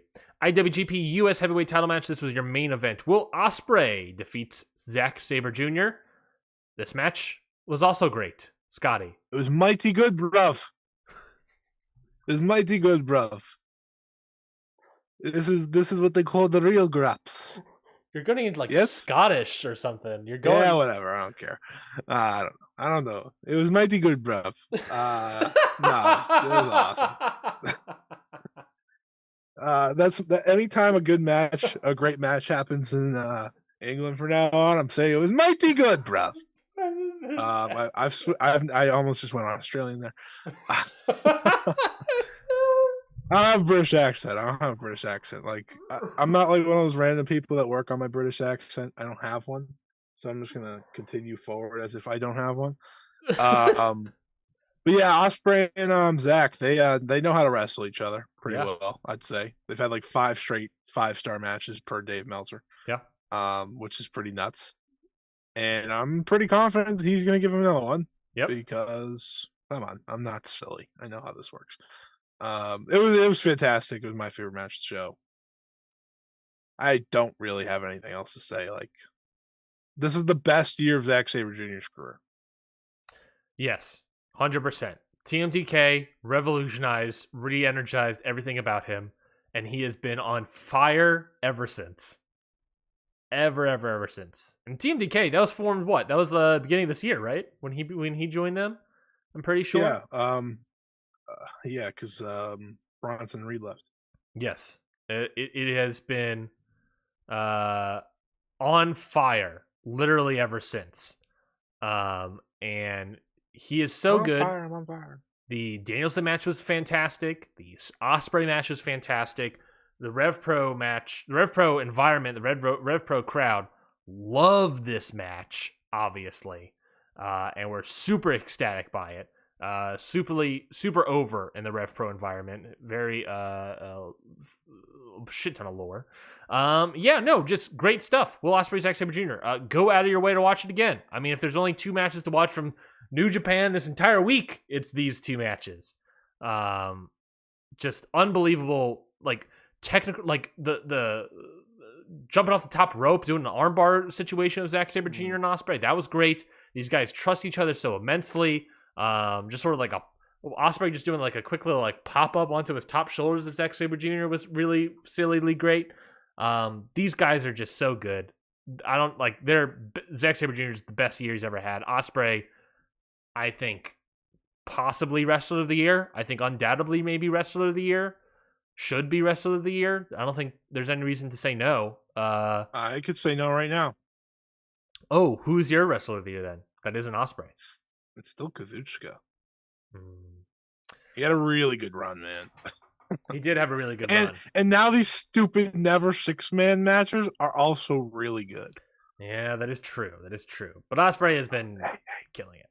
Ospreay has Speedball next week. It's gonna be over.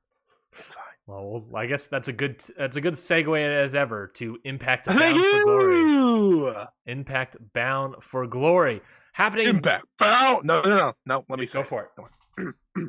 I've been waiting all year for this. Impact Bound for Glory. This Saturday, October 22nd or 21st. My apologies. Live on pay-per-view Fight TV. That was good. On YouTube. Sold out as well. Sold out show. All tickets gone for this show. Massive show for Impact. The Bound for Glory show. Let's go through the card here. Also, of course, they'll have the Hall of Fame ceremony. I believe that's on the pre-show as well. Hall of Fame induction with Mike Tenay and Don West going into the Hall of Fame, as well as Tracy Brooks going into the Hall of Fame for Impact. Rest in peace to Don West. Rest in peace. And I hope we get to see Mike Tenay, by the way. I would hope he would show up. I really hope he shows up. I really hope he should. Main event for the show. Impact World Title match. Alex Shelley versus Josh Alexander. I'm excited. I'm so excited about this. Josh Alexander's been killing it lately. Alex Shelley's been really good. This match should be fantastic. A good technical affair. I don't want it to get into the weeds too much of technical affair. I want Josh Alexander to be more of a heavy hitter dude. Give me what that Ishii 6-man tag match was. And I'm fully on board. Is this on, and we'll get through the rest, is this on paper the best card Impact has put together? Yeah, I think so. Of the year? I think so. Definitely of the year. Yeah. I think this is a fantastic, fantastic show, and I think that's why it sold out. For to be fair, yeah. I think the main event, Shelley Alexander, should be great. I think there's a very solid chance Josh Alexander wins. I do too. I wouldn't change it because Mhm. he was champion for a year. Yeah. But I get it if they do. But I don't know. I think Alex Shelley, there's a lot of legs to a heel Alex Shelley that they're only just beginning to venture into. Yeah, I would be intrigued by that. But yeah, you don't lose anything with either one winning. I completely agree. I can completely agree to that. So the next day. Yes, sorry. You're looking at Fallout. You're already skipping ahead to Fallout. Josh Alexander faces Will Ospreay. I believe the ruling on that is that if Josh Alexander wins the title, he will not face Will Ospreay, and instead Alex Shelley would face Will Ospreay. If I recall correctly. Something tells me that you don't announce the match and then just be like, never mind. It is Impact, so you gotta. This is true. You never know. This is true. You never know if these guys. Knockouts World Title match. Trinity defends her title against Mickie James. Okay. It should be fine. I think it should be good. I don't think it'll be bad. I think it'll be good. I definitely don't think it will be bad. Yeah. I think it'll be fine. But I don't think it'll be anything worth remembering. Probably not. But I think if anyone is going to give Trinity her best match right now in Impact, it's going to be Mickie James, who can really walk her through it all. Yeah, you have high hopes for Mickie James. Well, she knows what she's doing at this point. You know what I mean? So that's you know why. What's that? Do you know why? Because she's hardcore country. Down, ouch. Down. I gotta learn the guitar. Something's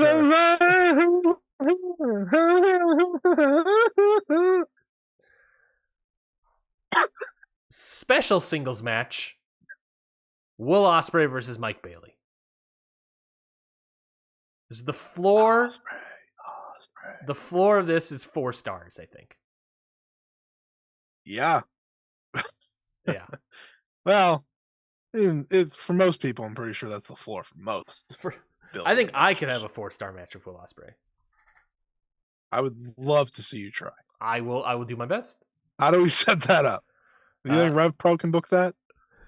I'll get a podcast host versus Will Ospreay. Yes. Can they get a 4-star match? Yes. I mean, I would honestly he knocks your lights out in a blade. You'll be like, I mean, that should be the finish. Legitimately, though, that should just be like he plays with me basically for 5 minutes, and then he just knocks me out, and I lose. This match is presented by Imperatus. Yeah, I have no idea what that is. It's a movie. Movie with Tom Sizemore, Imperatus. Let's see. Let's look into this movie. Tom Sizemore. No idea who the hell. But I recognize the name. Police detective Clayton Douglas is summoned to witness a mysterious Civil War veteran's so many adjectives, outrageous deathbed confession at a remote hospital and may be forced to accept the existence of the supernatural. You think this is going to be mighty good, bruv? The movie or the match? The match. I don't give a shit about the movie. Well, the movie is 2 hours and 14 minutes, which sounds way too long for this movie. Way too long for this kind of movie. Because it's hardcore country. It's gotten 1 review so far, and the review was a 1 out of 4, and it said it interminable. Excuse me. Time. No, this is going to actually send the show off the hinges now. You say 1 out of 4? Yes, this person, Roger Moore of Movie Nation, gave this movie a 1 out of 4. What the hell? Uses 1 out of 4. Like, who uses a 4-star rating system? I don't know. Besides Ryan Knightsey with most matches. Like, what? Who uses... I use it 5. What are you talking about? Come on, it was a joke. Let the joke happen. In all seriousness, that doesn't make sense to me. Like, who uses this for? Yeah, It's always 5 or 10. Yeah, that's an interesting one right there. But yeah, he said it was like, what would you? Okay, all right. Question: what movie would you rank 1 out of 4? Well, hold on. I rate my matches 1 out of 5. I understand that, but now you're rating a movie 1 out of 4 like they did. Well, I'll be honest. That's what I do.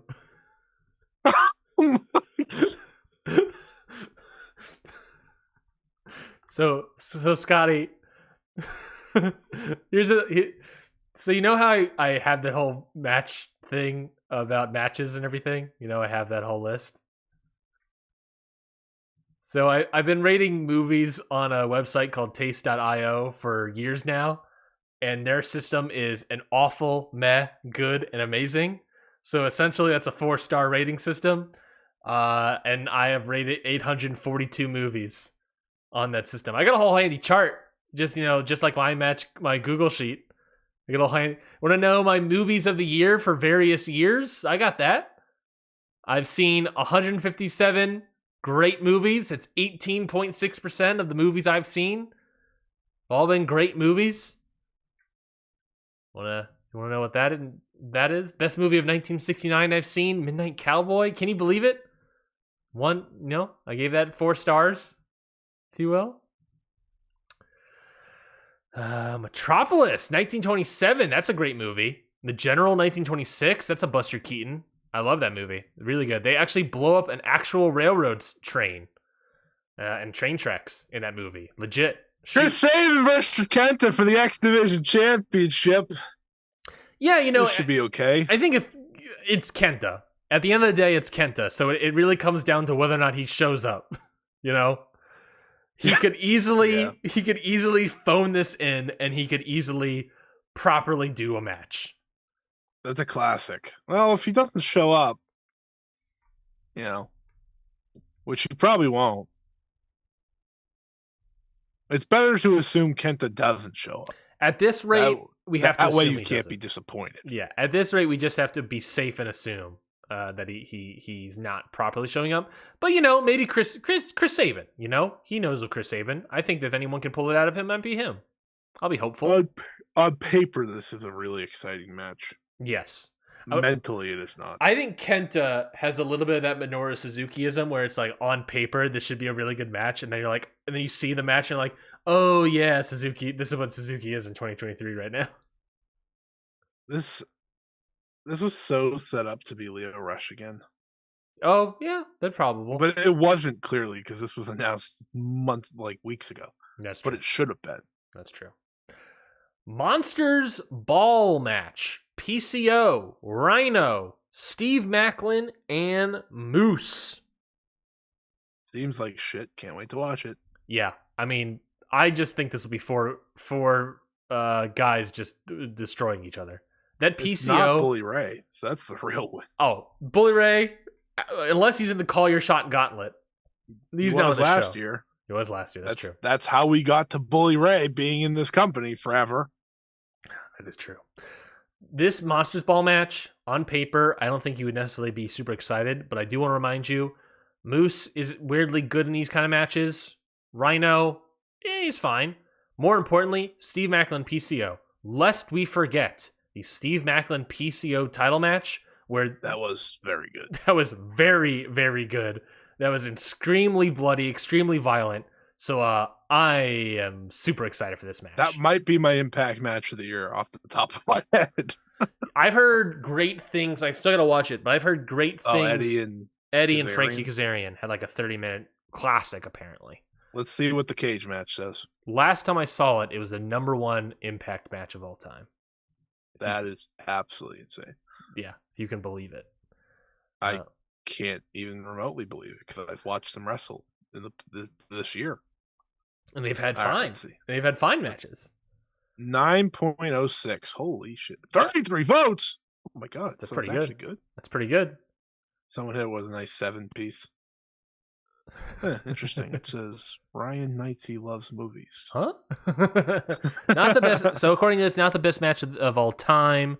Let's see. Well, that's good, and I would also probably agree it's not the best match of all time. But it is at. I believe this is the match. Yes, this is the match. It is. Oh, I lost it. It is number 11 of all time, and undoubtedly the best match of the year for Impact. In Impact history. Yes, in Impact history, right now in Cage Match, they're listing as number 11. Nice. Yes. Number 10. I will be watching. Yeah, I'm going to go out of my way to watch that too. Tag team title match. Better than Alexander versus Speedball. Tag team title match. Rascals versus ABC. Chris Bay and Ace Austin. That should be good. I in a perfect world, this would be like great. Yeah. However, sadly, Ace Austin and Chris Bay have been completely slotted into tag team forever world, while they should be doing so much more. And Zachary Wentz hasn't been great. He hasn't been like the MSK. MSK, remember them? Zachary Wentz. So hopefully, I hope this over delivers. It can. Yeah. It certainly could. Certainly could. If I enter it with expectations of, yeah, I'll be pretty good, and it gets to very good, I'll be happy. I saw them wrestle on Impact Television maybe like a month or two ago, and it was like I think I did like a 3.25 star match. That's pretty good. Yeah, and I think that's a pretty good match. And this being 4 titles on a pay-per-view at Bound for Glory, I have to imagine all 4 of them are going to put in work. So I'll expect. I think its ceiling is maybe a 4-star match, but I think 3.5. That's what I'm expecting. Bound for Glory. All right. Knockouts, tag team gold on the line. MK Ultra, Ryan's favorite wrestler, Masha Slamovich and Killer Kelly versus Tasha Steelz and Deonna Purrazzo.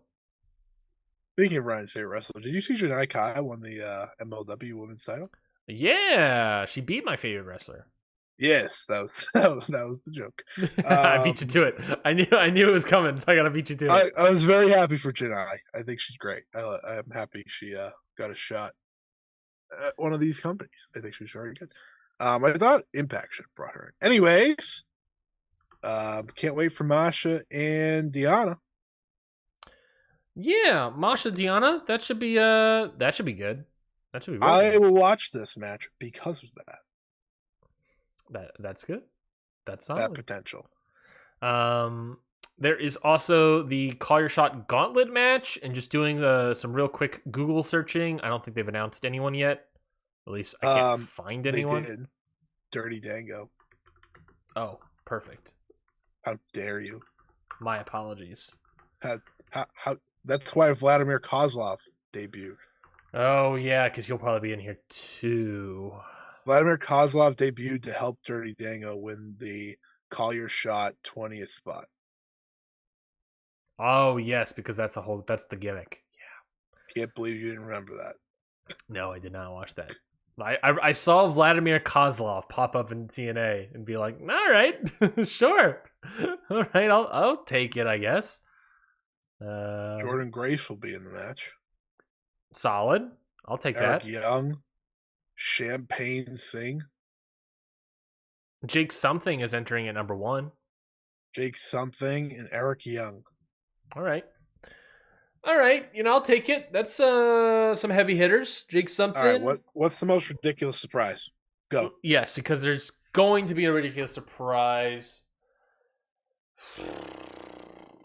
I'm gonna say legitimately, I think there's a very solid chance that they fly out Simon Miller to wrestle this so they can set up a match for their Turning Point pay-per-view where they're in England.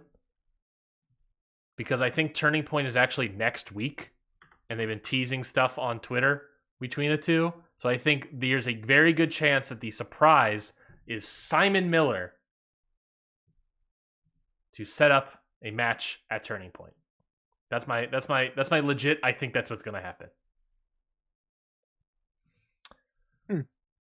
Interesting. Beyond that, I think they're gonna bring back who from TNA episode 1 would be a funny Crowbar. get. Oh, sorry. Would be a funny get. Didn't they bring back Crowbar last year? I think they did. They should bring back James Storm. I don't know why he's not doing anything. I think they'll bring in Jimmy Wang Yang, but he's gonna do his Flying Elvis gimmick. That's what they should do. They should bring back Jimmy Wang Yang. All right. kind of a joke, but why not? Why not? They should do that. No one from the WWE releases can be on here. I think they'll bring back Bo Dupp. No, they won't bring back Bo Dupp. I think they should bring back Stand Up. Do you know who Stand Up is? No. Trevor Murdoch. Jesus. Yeah.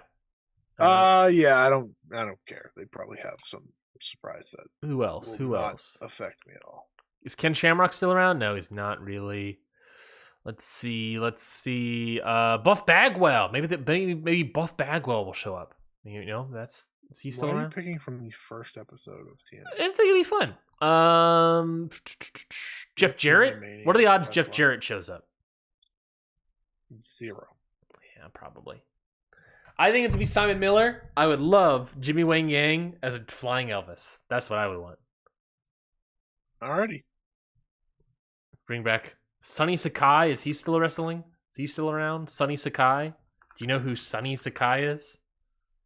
Nope.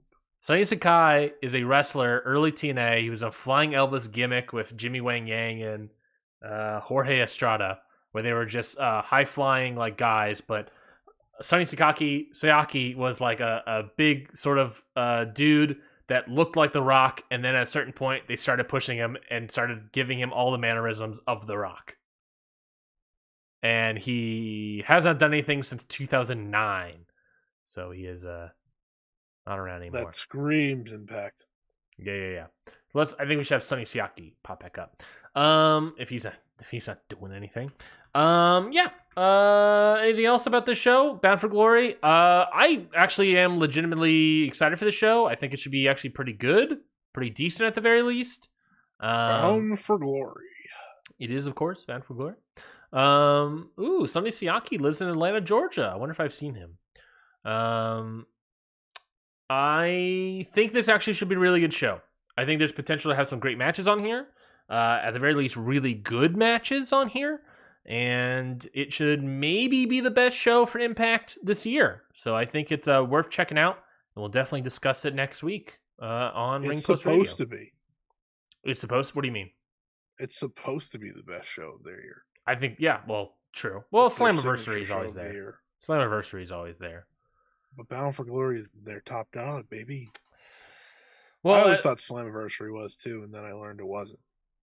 It's up there. It's their SummerSlam, I guess, if you will. But yeah, in the summer. Yeah, that's it for this week's episode of Ring Post Radio. Scotty, let's close up the shop here. I'm starving. Let's close up the shop. What do we got? Okay, jeez. Well, 1, could have started on time. 2. No, I'm just kidding. I've literally never started anything on time. I'm always late. I think I woke up later today, and then I saw that you hadn't sent me the message. I was like,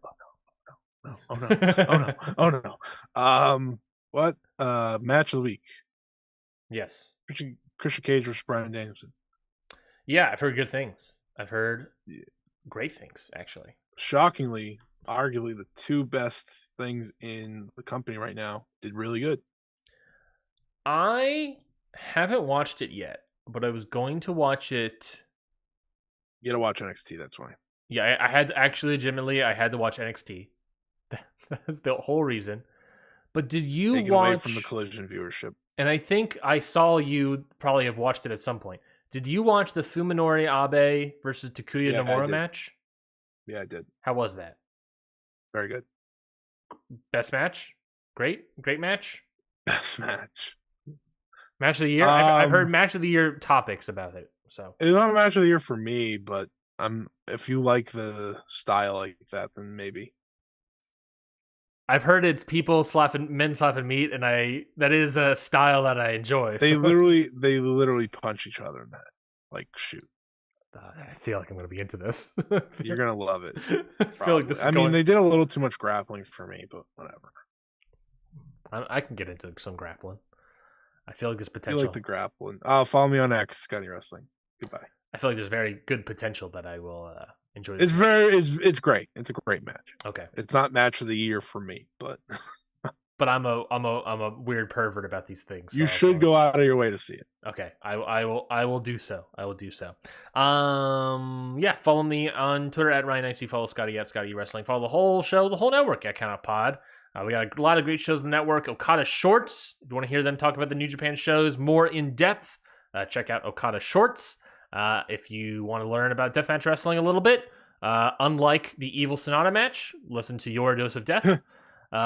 If you want to learn about Stardom and learn about what they do and their history, check out Stardom Road on the Count Out Network podcast network. Subscribe to Ring Post Radio wherever you get podcasts. Subscribe to the Patreon. Become a member of our community by joining patreon.com/countoutpod. I released that new episode of the Great Birthday Bash with Mikey Manfredi. It was actually a really great episode. What were the matches from that? Let me load that up real quick. The matches from that were the ECW One Night Stand show, the first show, Sada Tanaka versus Mike Awesome. The last match in their rivalry, the last match of Mike Awesome's career. We talked about that. We talked about Jerry Lynn versus AJ Styles versus Low Ki. We talked about Kenta Kobayashi versus Toshiaki Kawada from 1998. So we talked about some great matches, folks. That's the bulk of the statement there. So go check out the Great Birthday Bash and a bunch of other shows on patreon.com/countoutpod. So go check that out. My match of the week, if I had to pick one, is probably going to be I think it's just gonna be the Tokyo Joshi Pro match. That was a pretty good match. Miyu Yamashita versus Mizuki. I thought that was pretty good. Pretty good. It could have been great. Yamashita going to MLW. Is that true? Was that fully announced? Yamashita watch at the show yesterday. Oh, good for her. But yeah, that is it for this week's episode of Ring Post Radio. We'll catch you all on the flip, and we'll see you later. Bye, everybody. Catch you on the flippity flip.